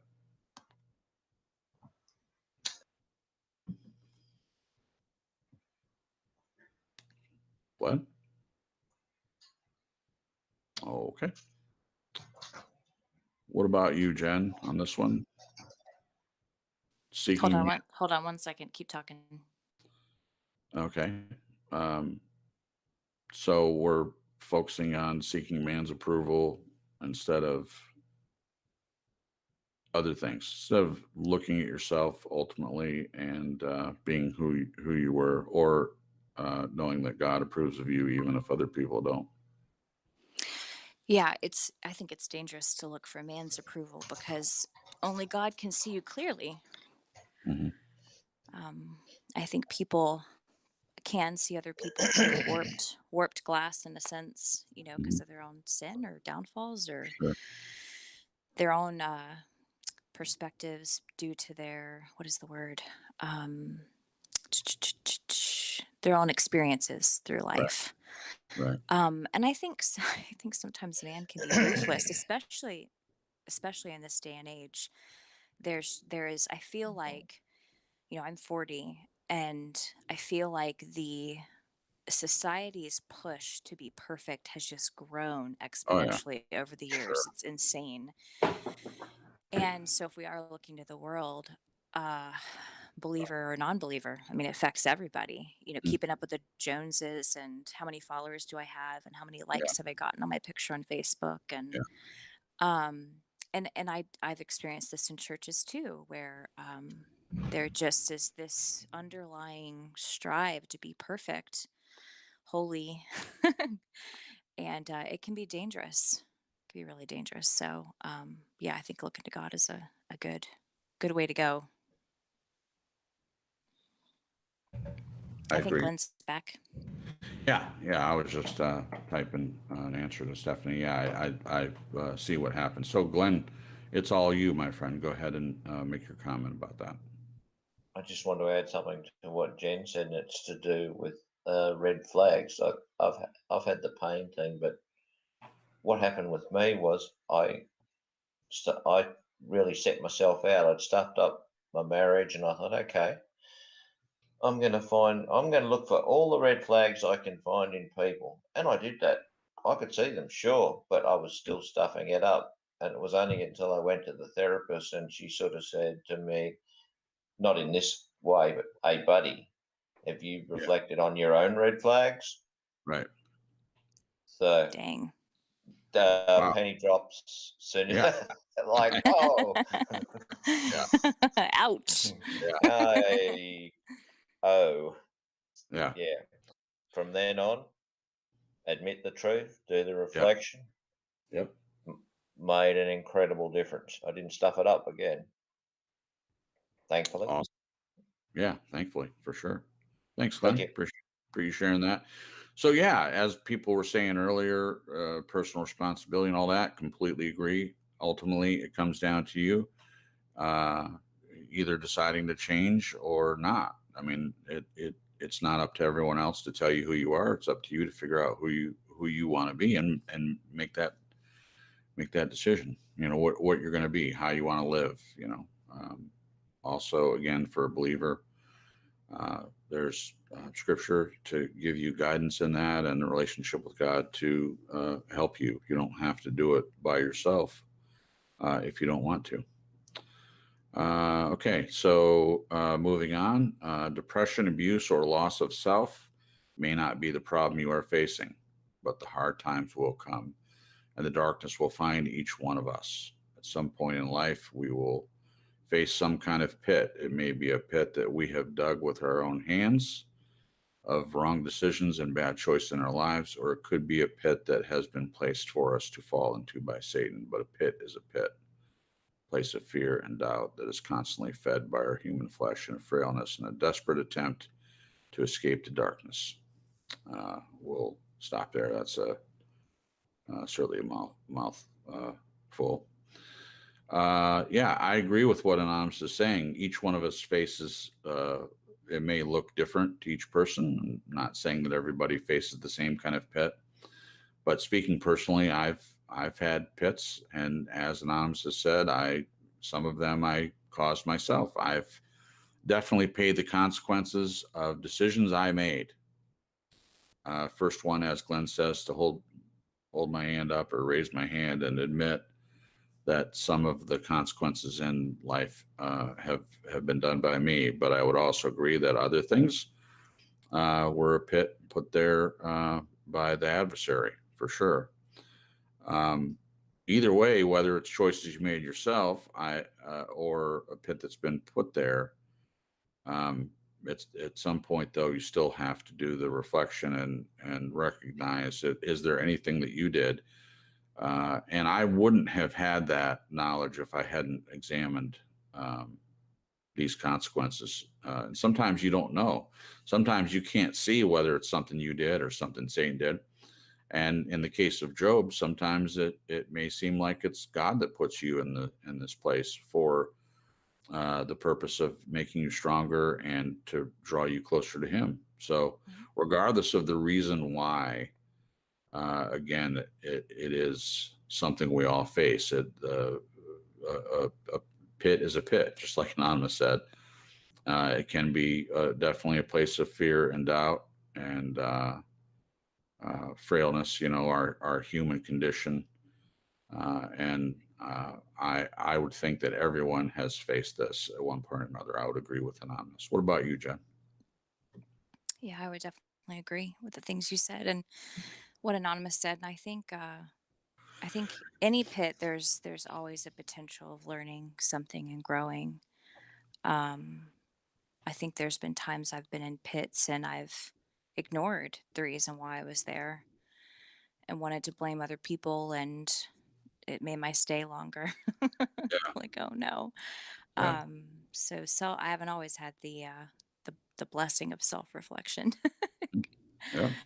But and I've seen people too, I've seen people get stuck, and my ex was like this, the blame game, and it was never his fault. He was always the hero or the victim.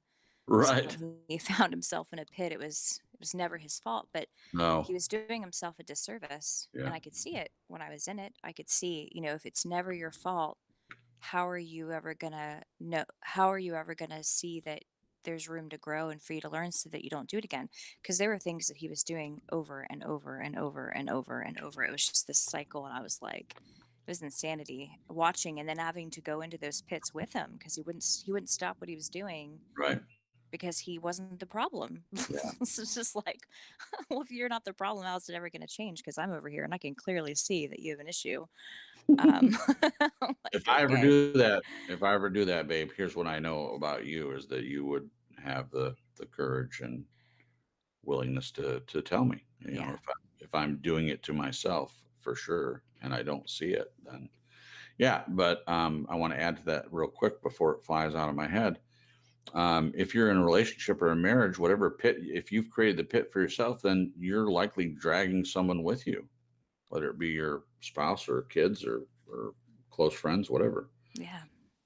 So definitely the part where you dig the pit yourself, that's definitely something to look out for. But hopefully, in the best case scenario, you have someone to walk along that with you and get a shovel and help you dig. I mean, that's what I have. I have, by the grace of God, and a treasure and a gift in Jen to be able to, if whatever we deal with together, and we're not alone. And Yeah. I wish that for everyone. I wish that for Anonymous. I wish that I know Glenn has that. Uh, some people do, and it's definitely helpful to have that. What about you, Glenn? Do you want to comment on this one about the pit and people facing it, and some being laid out in front of you, whether it's Satan or the world or whatever, Life. life in general, or ones that they've dug themselves? What's the significance of that to you? I just want to ask the question, and I think it pretty much backs what you said, is if someone's in a place that is a pit, how important do you think is the involvement in other people to just be there for them at the time, rather Mhm. than feeling alone and by yourself and sort of hope's gone? I Right. just, what do you think? Yeah, I think that having like I said, having someone with you to help with that is the best case scenario you can imagine. I know that I have dealt with a lot of pits alone, feeling like I didn't have anybody to share it with or to benefit from a second digger, to help. So I know what that's like. So I've experienced both. I've experienced the being alone in the pit, and I've experienced having someone coming alongside and helping. And obviously, one is far better than the other. So, thank you for sharing that, Glenn. What about you, Jen? Anything else you want to say about this one? I think you already commented, didn't you? Yeah, I did. Okay, so the next one at the end of this statement. Oh, let me do this first. Stephanie said, we all have a choice to make a change and dig ourselves out of the pit or stay weak and continue living there. Yeah, truer words were never spoken. Stephanie, that's a good point. Yes, we do have the choice. And again, sometimes it may be insurmountable, and it's always good if you can find people that are willing to help support you. You don't have to do it alone. There are people out there that would be willing to help. And this may not be about the topic, but Debbie says, my mom passed away before I did, but I gave my dad a Bible on his birthday. Then he cried and said it was the best gift he ever got, and he said he was sorry. I think I'm probably missing more of a conversation, so I do apologize. Oh, I see it. She said, Debbie said, I had to learn to forgive my parents before my depression got better. Wow, that's a big one. We could do a whole topic on that. That's carrying bitterness and resentment, unforgiveness around with you. That makes total sense to me, Debbie. Thank you for sharing that. So we don't want to do that. We want to, as often as we can, not carry those things around with us. It's definitely, it can be a block. I say it can be a block to healing if we're doing that. That's very, very good. Thank you. Okay, so the next part, this is somewhat personal. There may not be a whole lot to comment on some of this, but I'll read it anyway. Frailness. I may have never lived. However, I dreamed and have always envisioned my life as mirrored through my grandparents. My granddaddy was at the time my best friend, and he loved with no boundaries. What a beautiful thing to have someone that loves you like that. That's wonderful. Not everyone has that. So at least that was a shining light in anonymous life. He and my grandmother had a perfect marriage, life and love ever seen. That was my desire, seeing that kind of love even after my granddaddy passed, and how I saw my future. I just chose the wrong path and the wrong people. Okay, that's a good place to stop. Yeah, I have a similar, my grandparents, I wouldn't classify them as having the perfect marriage, but I'm not to say that your grandparents' marriage wasn't perfect. I'm not saying that. I'm just talking about me. My grandparents were the closest thing I had at the time. And this is going to come across conceited, but I would look at my marriage right now and what it's developing into. I'm saying we have, obviously, God willing, many, many years to continue to develop what God has given us already and what we're both invested in. But I would say that it's better in some ways than my grandparents' marriage. I know that sounds horribly conceited, but to me, it is what it is. But as a child, I looked at my grandparents and many of the things that they did and said, the way they treated each other in a godly way, in a loving way. It's not to say they never fought or I mean, they're human. So that's why I say it wasn't perfect, but it definitely was something that I could look at. But the part I wanted to focus on first was I may have never lived. I've talked about this before. I don't remember if I've talked about on this broadcast, but I've had conversations about this. Many people, they don't know how to live. They just survive. And some people choose not to survive. Unfortunately, some people just, they don't know how to live, and they don't know how to survive either. They get tired of it and they take their own life, or they do it slowly with drug and alcohol abuse. I mean, there's many stories about that. So, but in essence, that's saying I don't want to live. whether you do it in a heartbeat, or if you do it over a long period of time, it's still the same thing. It's choosing not to live. So some people don't kill themselves, but they are not living a life that they could live. They're just surviving. And I understand why a lot of people are in that position, especially anonymous, the things that have been characterized. I get that. But again, it's a choice of, do you want to just live or do you want to survive?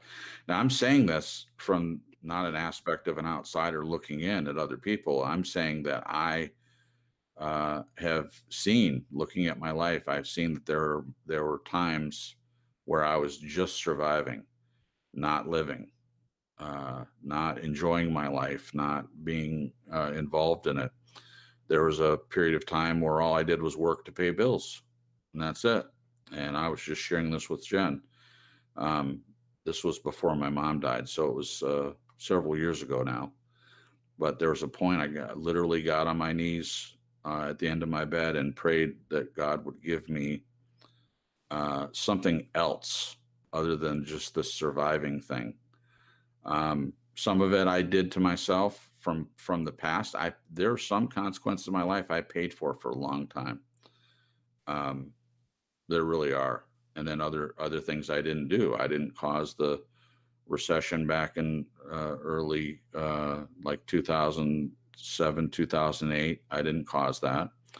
Caused a lot of issues for me, but it was still a pit nonetheless. And it felt like I was just working a soul-sucking job to provide. And my marriage at the time was not fulfilling at all, the person that I was with.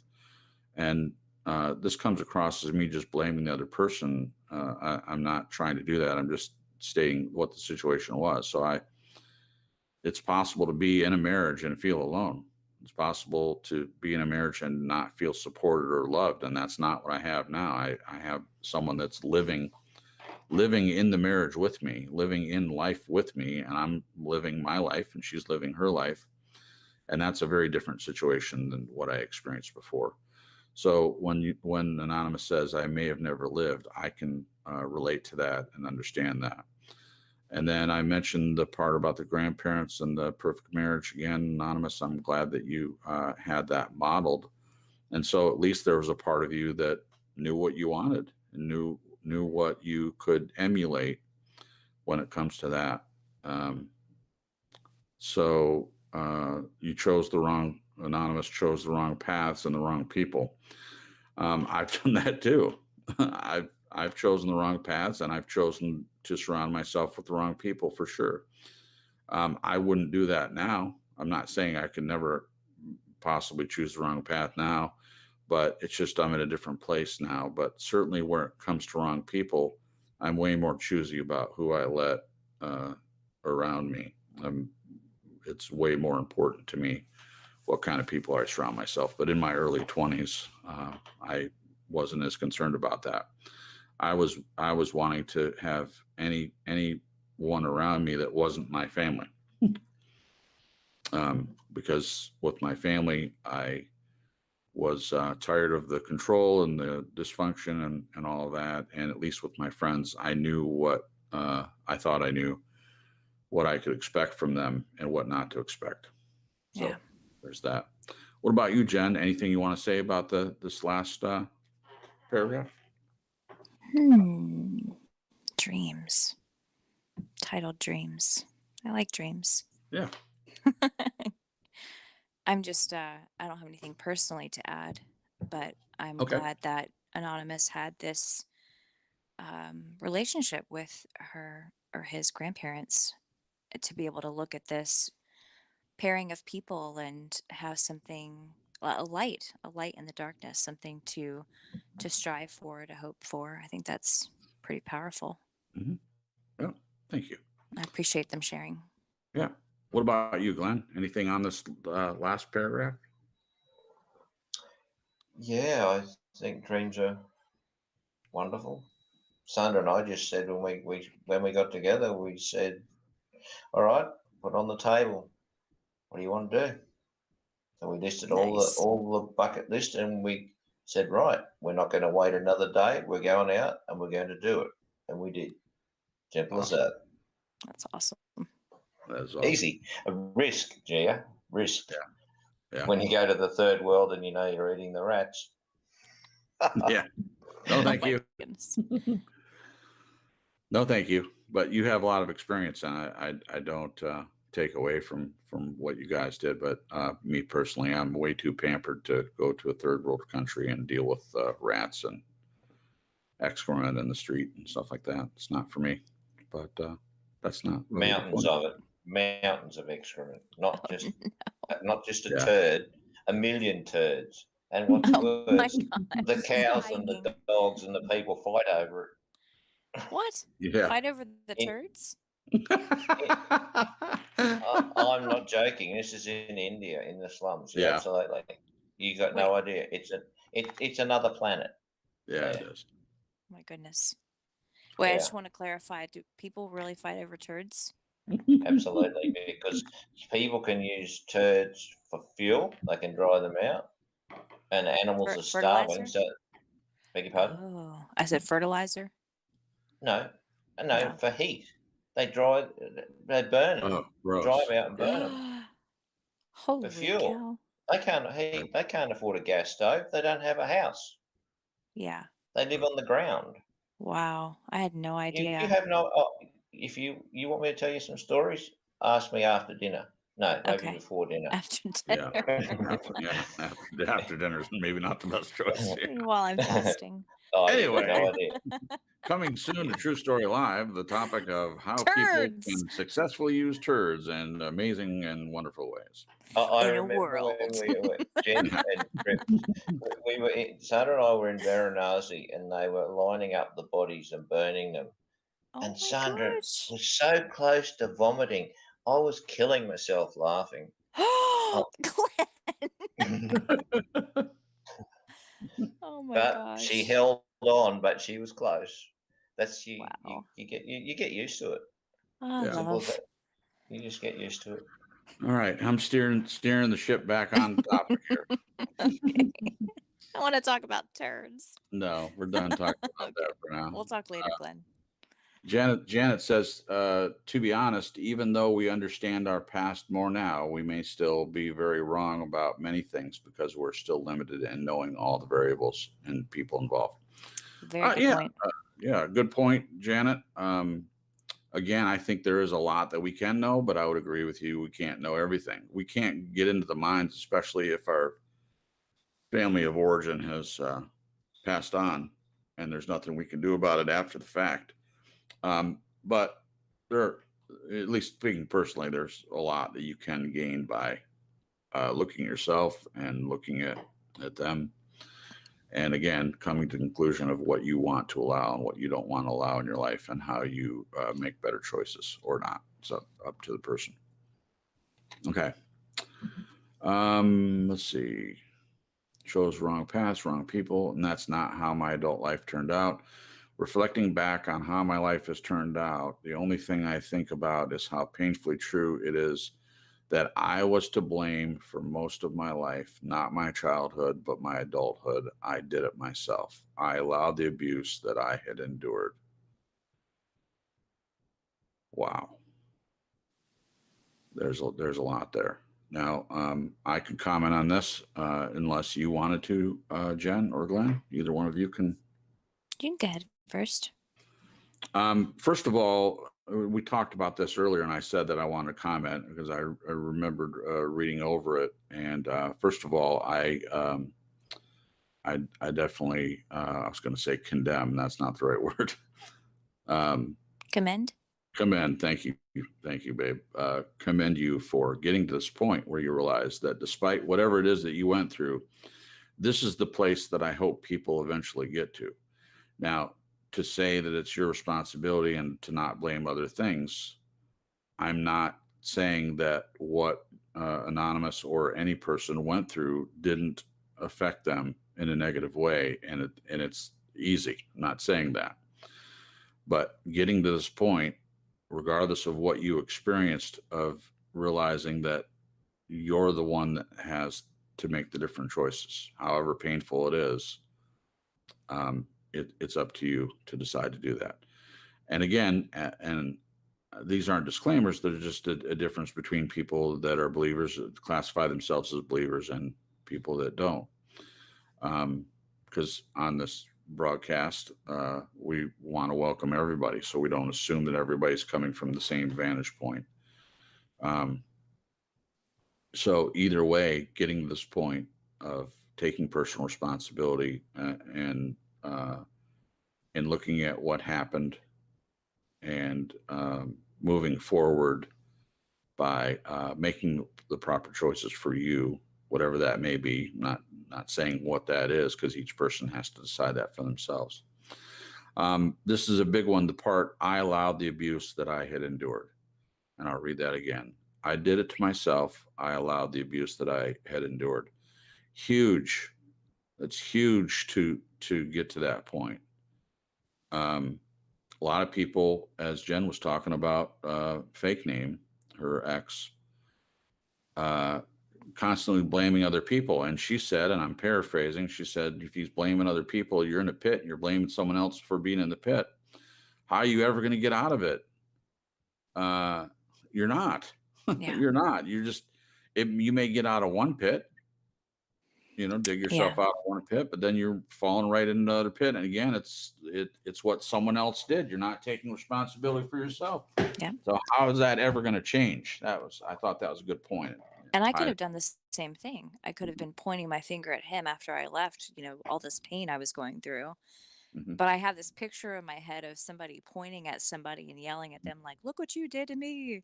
And then they're walking right into a pit because they're like pointing at somebody else. They're not paying attention to where they're going. That's right. Good point. Yeah. Anyway, go ahead. Yeah, no, that's I said what I wanted to say. I just think that that's huge. Did you want to add anything else? Yeah. Jen? I think there's a delicate balance between, maybe not between, but with this particular topic that Anonymous is talking about when it comes to blame. I hate that word. Yeah. It makes me think of shame and guilt, I guess, the Yeah. blame. Shame, guilt, and blame. Yeah. I think taking responsibility is a better term, Mhm. because you don't want it to be, I don't know if self-deprecating is the right word, but self-shaming and guilting, Yeah. but more encouraging. Yeah. I think there's power, self-empowerment. I hate to use that term too, but you know what I mean. I know what you When mean. you Yeah. when you can realize that you have a choice, Mhm. it's just such an awesome thing. Um, it's huge, actually. Yeah. It's awesome and huge to know that you have a choice to make a different choice Yeah. than what you've made up until the current present moment. Mhm. Yeah. And I'm glad that they recognize that their childhood abuse was not their fault. I know that's a very hard thing from what I've heard, Mhm. from even all kinds of different abuses children go through where Yeah. they internalize it. Now, sometimes they're told this is your fault or you made me do this or whatever, and sometimes at the lack of being told those things, they think it was their fault or I must have done something to deserve this. And Right. that's a really tough place to be. Self-blame is just as bad as someone else blaming you, whatever. Yeah. To me, there's no difference Yeah. between the two. It's just blame, and that's Yeah. not helpful. No. What about you, Glenn? We're coming to the end, just a little bit more to go over, but do you have a comment on this last one about the I do. blame? Okay. I think there's been 7 previous images, and pretty much throughout pretty well all of them, there's been a lot of pits. Mhm. But I think this last one is Anonymous crawling out of the pit, Yeah. saying, I've made mistakes. Mhm. I acknowledged I've made mistakes, and Yeah. now I want to do something about it. I think it just is a beautiful summary of something that really shocked me that someone would have the insight and courage to even say this. So I take my hat off to you, Anonymous, and thank you so much for all this. But it's a brilliant last summary. Yeah. Beautiful. Thank you. Beautifully said.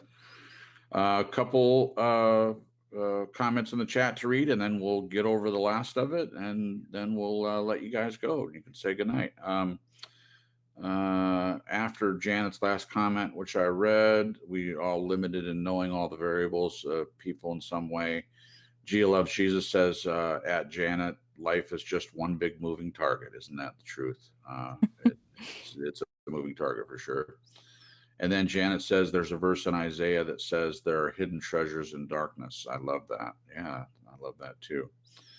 Then Gia says, not getting back on the topic, but at least about the rats, you don't have to go to a third world country for the rats. NYC, baby. Janet says, I taught me to search for insight when I am in a fiery trial, something we cannot learn perhaps when life is easier. Completely agree. Yeah. Completely agree. We read a devotional, Streams in the Desert, and a lot of the topics in there are about that very thing, about when you're in a desert, finding things. And we don't learn from when everything's awesome. We learn from when we're being tried and tested. And certainly that's true about Job in scripture. And it's true about a lot of the other characters in the Bible. Joseph, for one, being put in a literal pit by his brothers and left to die. And then the last minute deciding to sell him into slavery and being in prison, falsely accused of crimes, blah, blah, blah. And then being the second hand ruler in Egypt and saving the lives of many people. But there's many stories like that of someone starting out, not everything being perfect and going through many trials. David also being sought out by King Saul and wanting to kill him, having to hide in caves and be on the run, things like that, for fear for his life, etc., to being king of Israel. So many of us have the story of the pit, but the beauty of it is, and I'm tying this into what Anonymous and what Glenn had said, getting to this point of realizing that regardless of what you went through, what you endured, you did it to yourself, you allowed the abuse. But by doing this to me is a real sign that that abuse is over and that you're not going to let anyone else do this to you anymore, and that you're making better decisions. By sharing this, you're helping other people as well that have gone through the same thing. And it does take courage. It's the same courage that I saw in Jenn over 2 years ago now, when she did the same thing, looked at herself, took responsibility for her part in it. And for some people, that's a longer process. For other people, it's a shorter process, whatever. You can't put a clock on how long it takes a person to get to these realizations. So to be at this place, I just commend you, not condemn, commend. It's a wonderful thing. And as people have said in the chat and what Glenn said and what Jenn also agreed to, we definitely applaud you sharing all this with us, not just so that we can make a broadcast out of it, but so that someone listening can benefit from it in some way. And hopefully, Anonymous, you would as well. Yeah. So I was going to say, no, go ahead. One thing I was just going to share, because you and I talked about this with a different topic earlier today, but sharing sheds light on this stuff. Yeah. And when you're dealing with it alone, it can be a very dark place. Mm-hmm. Being vulnerable and sharing with a trusted person or people, and talking about it, it sheds light on it, and it almost takes its power away. Yeah. Which, is just another reason I commend Anonymous for sharing. Agreed. Janet says, Jason, we can come a long way to make better choices, but I think when this life is over, we will discover how much was hidden from us. Yeah, again, Janet, I'm not disagreeing with your comment. There are things that we can't see. And I know, biblically speaking, we see through a glass darkly, but then face to face, we'll know as we are known. So we'll have more information then, obviously, than we do now, and we'll find out a lot of things. And then Janet says, amen, Jason. The person who wrote the story was so brave in their response and in sharing with us all. We thank him/her. Yes, thank you, Janet. Appreciate it. And supporting Anonymous for that is extremely helpful. And then just as a side note, Janet says, not a fan of mice, rats, or cats for that matter. I'm not afraid of snakes, however. So that is confusing. LOL. Thank you. All right, we're going to finish it up. We got through the did it myself, all that I endured. Okay, if I couldn't get my story out, it would stay in my head and would never be able to move forward. I would not be able to see what I was doing wrong, and I would only allow history to continue repeating itself. How often does that happen, Anonymous? Before, I thought everything I said and did was wrong, and I would even beg for someone to tell me what I did was wrong, so I wouldn't do it again. Yeah. So again, self-fulfilling prophecy is involved here. The comment that I forget who made it, but it's if you don't, this is a horrible paraphrase, but those who don't know history are in danger of repeating it. That's close, but it's not exactly it. But it's basically saying that if you are not aware of what's happened, if you're in the past, then again, you might repeat the same thing. So these themes have been talked about when Jen was mentioning, when you marry a narcissist and you're not reflecting, you're not looking at yourself, you're just thinking, oh, I just got a bad dude or I got a bad chick. And then you get into another relationship that's the same or worse. Yeah. Because you're not looking at the history, you're not reflecting, you're not examining what happened. That's why there's so much value in it. It's not just glazing over it, pretending like it didn't exist. Yeah. I don't see where that's beneficial at all. No. So that's a good point. The part about getting your story out so it wouldn't stay in your mind, you'd never be able to move forward. That is the beauty of telling your story to someone else. I could volunteer this, I think, but with Jen's recovery, she's got a couple of rooms on Facebook that she's involved in where it's like-minded people that have been through narcissistic abuse and things like that who do what you're doing, Anonymous, which is just sharing your story. And there's healing in that, in just even saying it. But a lot of times there's healing in people making comments, listening to you and Validating. Validating. Yeah, thank you. And I read those. The group I've joined the group as well, and I don't post in there a whole lot, but I read people's comments, especially Jen's, and it's just amazing to hear the stories about people who did exactly what we're talking about, got out of one narcissistic relationship and went into another one, some of them 3 or 4 times. So this can repeat itself if you don't look at it. It can, and it does. So by getting it out, you're, in essence, in my opinion, you're making it possible to make better choices and move on in a different way and not allow the same thing to continue. Also beneficial, as Anonymous said, in the way that, you're hopefully getting comments, and I see in the chat that people have responded to all this, and that's so helpful.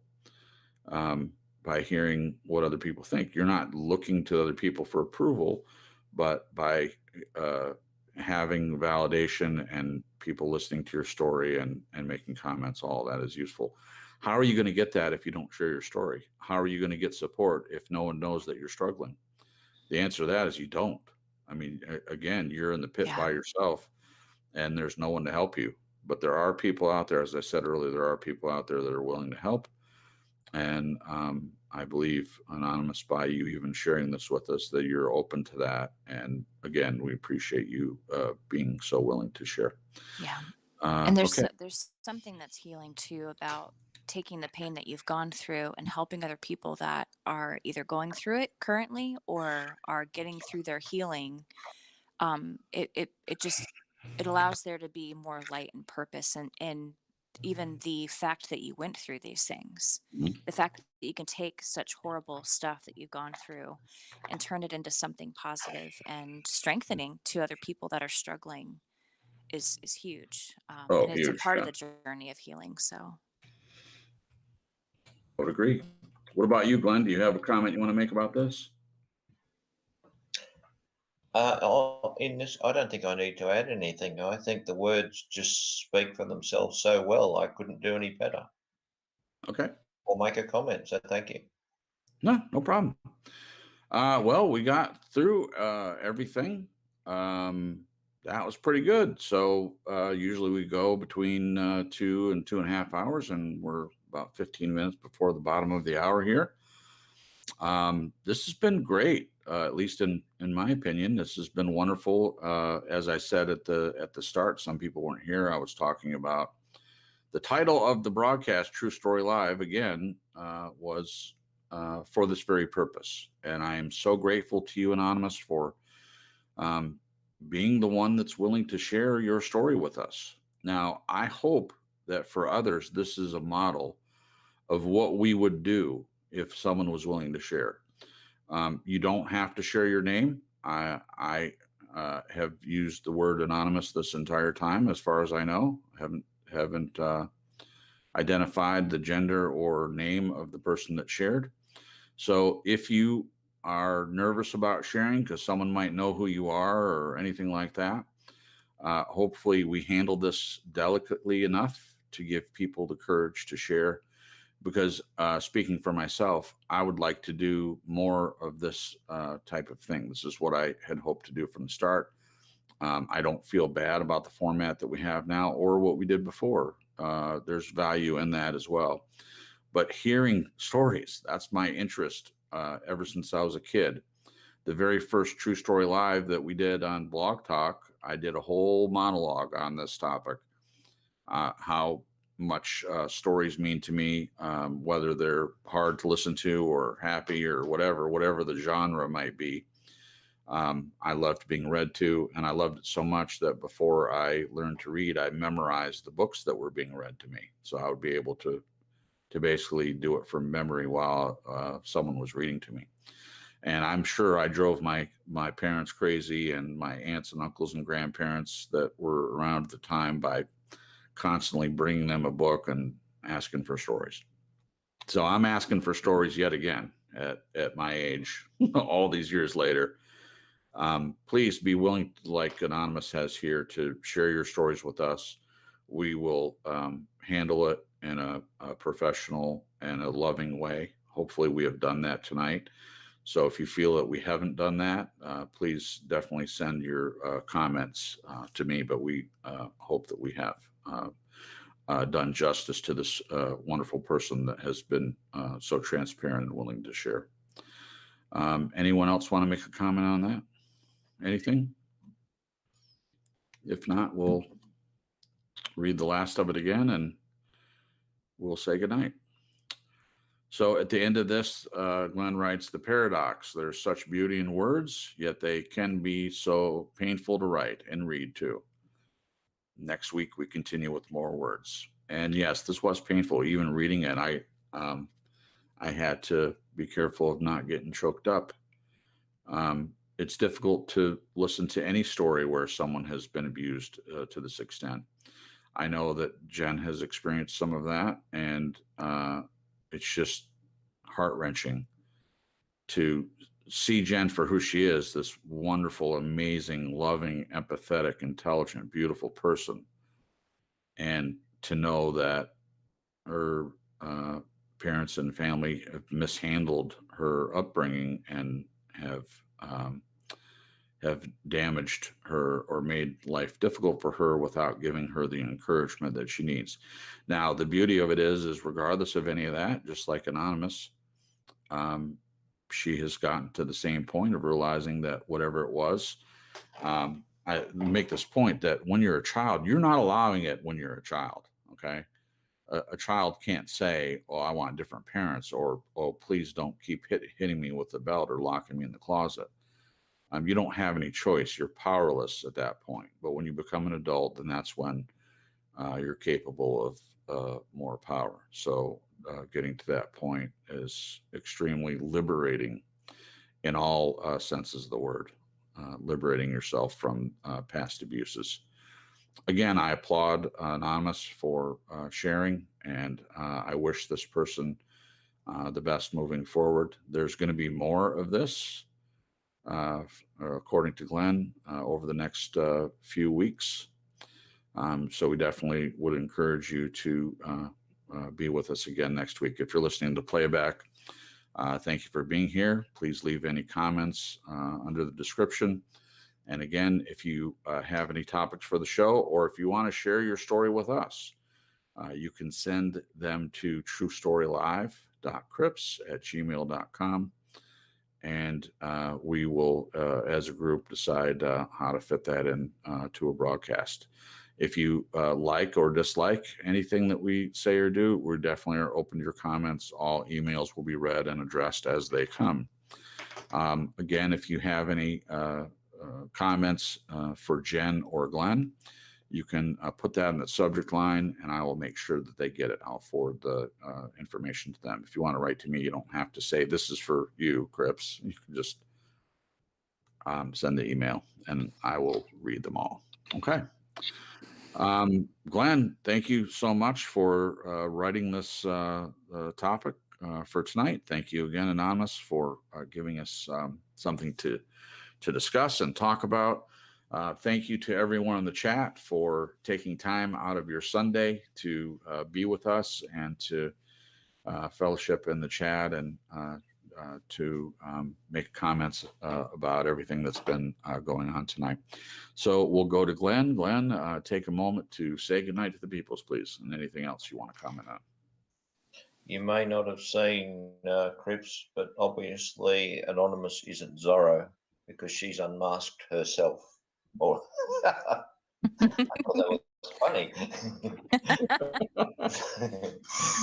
So yeah, she's unmasked herself, and it's there in the chat. And yeah, that's I think based on the contribution that she made this evening, I think it's going to be a lot to add on to next week, and I think it's going to be brilliant, like it was. And I'll say good night. Thank you very much. I learned something new every week. Awesome. Awesome. Thank you, Glenn. Appreciate you. And Jen, say good night to the peoples. Good night, peoples. Thank you guys so much for hanging out with us. And thank you, Stephanie, for sharing your story. It was very well written and beautifully written. And I know it was hard to share. It's hard, but there's beauty in it, and there's freedom, not just for you, but for other people. And you're sharing, and I just appreciate you very much. Yeah. Thank you, Jen. And for me, I would also agree. Thank you, Stephanie, and I appreciate your bravery in saying that it was you unmasking, so to speak. It takes a lot of courage too, and I just applaud that. Applaud your courage, and I look forward to hearing more words, as Glenn put it. We continue with more words. I thought that was funny.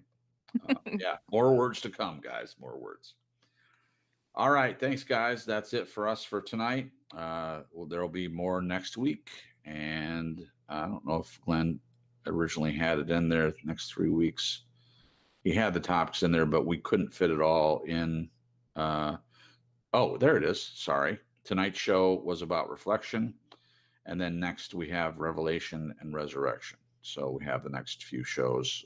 Glenn does a great job of planning everything out. I wish I was able to do it like that, but I can do it in a vague way, kind of have an idea where I want to go, but one show kind of builds off another for me. So that's it. All right, guys. Thank you. If you're listening to the playback, thank you for stopping by.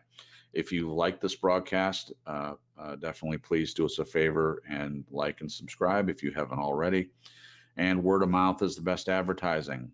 We're not trying to be a huge channel, but we definitely want more people to share their stories and to be involved in the chat, whatever way they feel they can be. So thank you again. All right. So good night for now. And I hope everyone has a great week. And we'll be back again next Sunday. Until then, good night and God bless.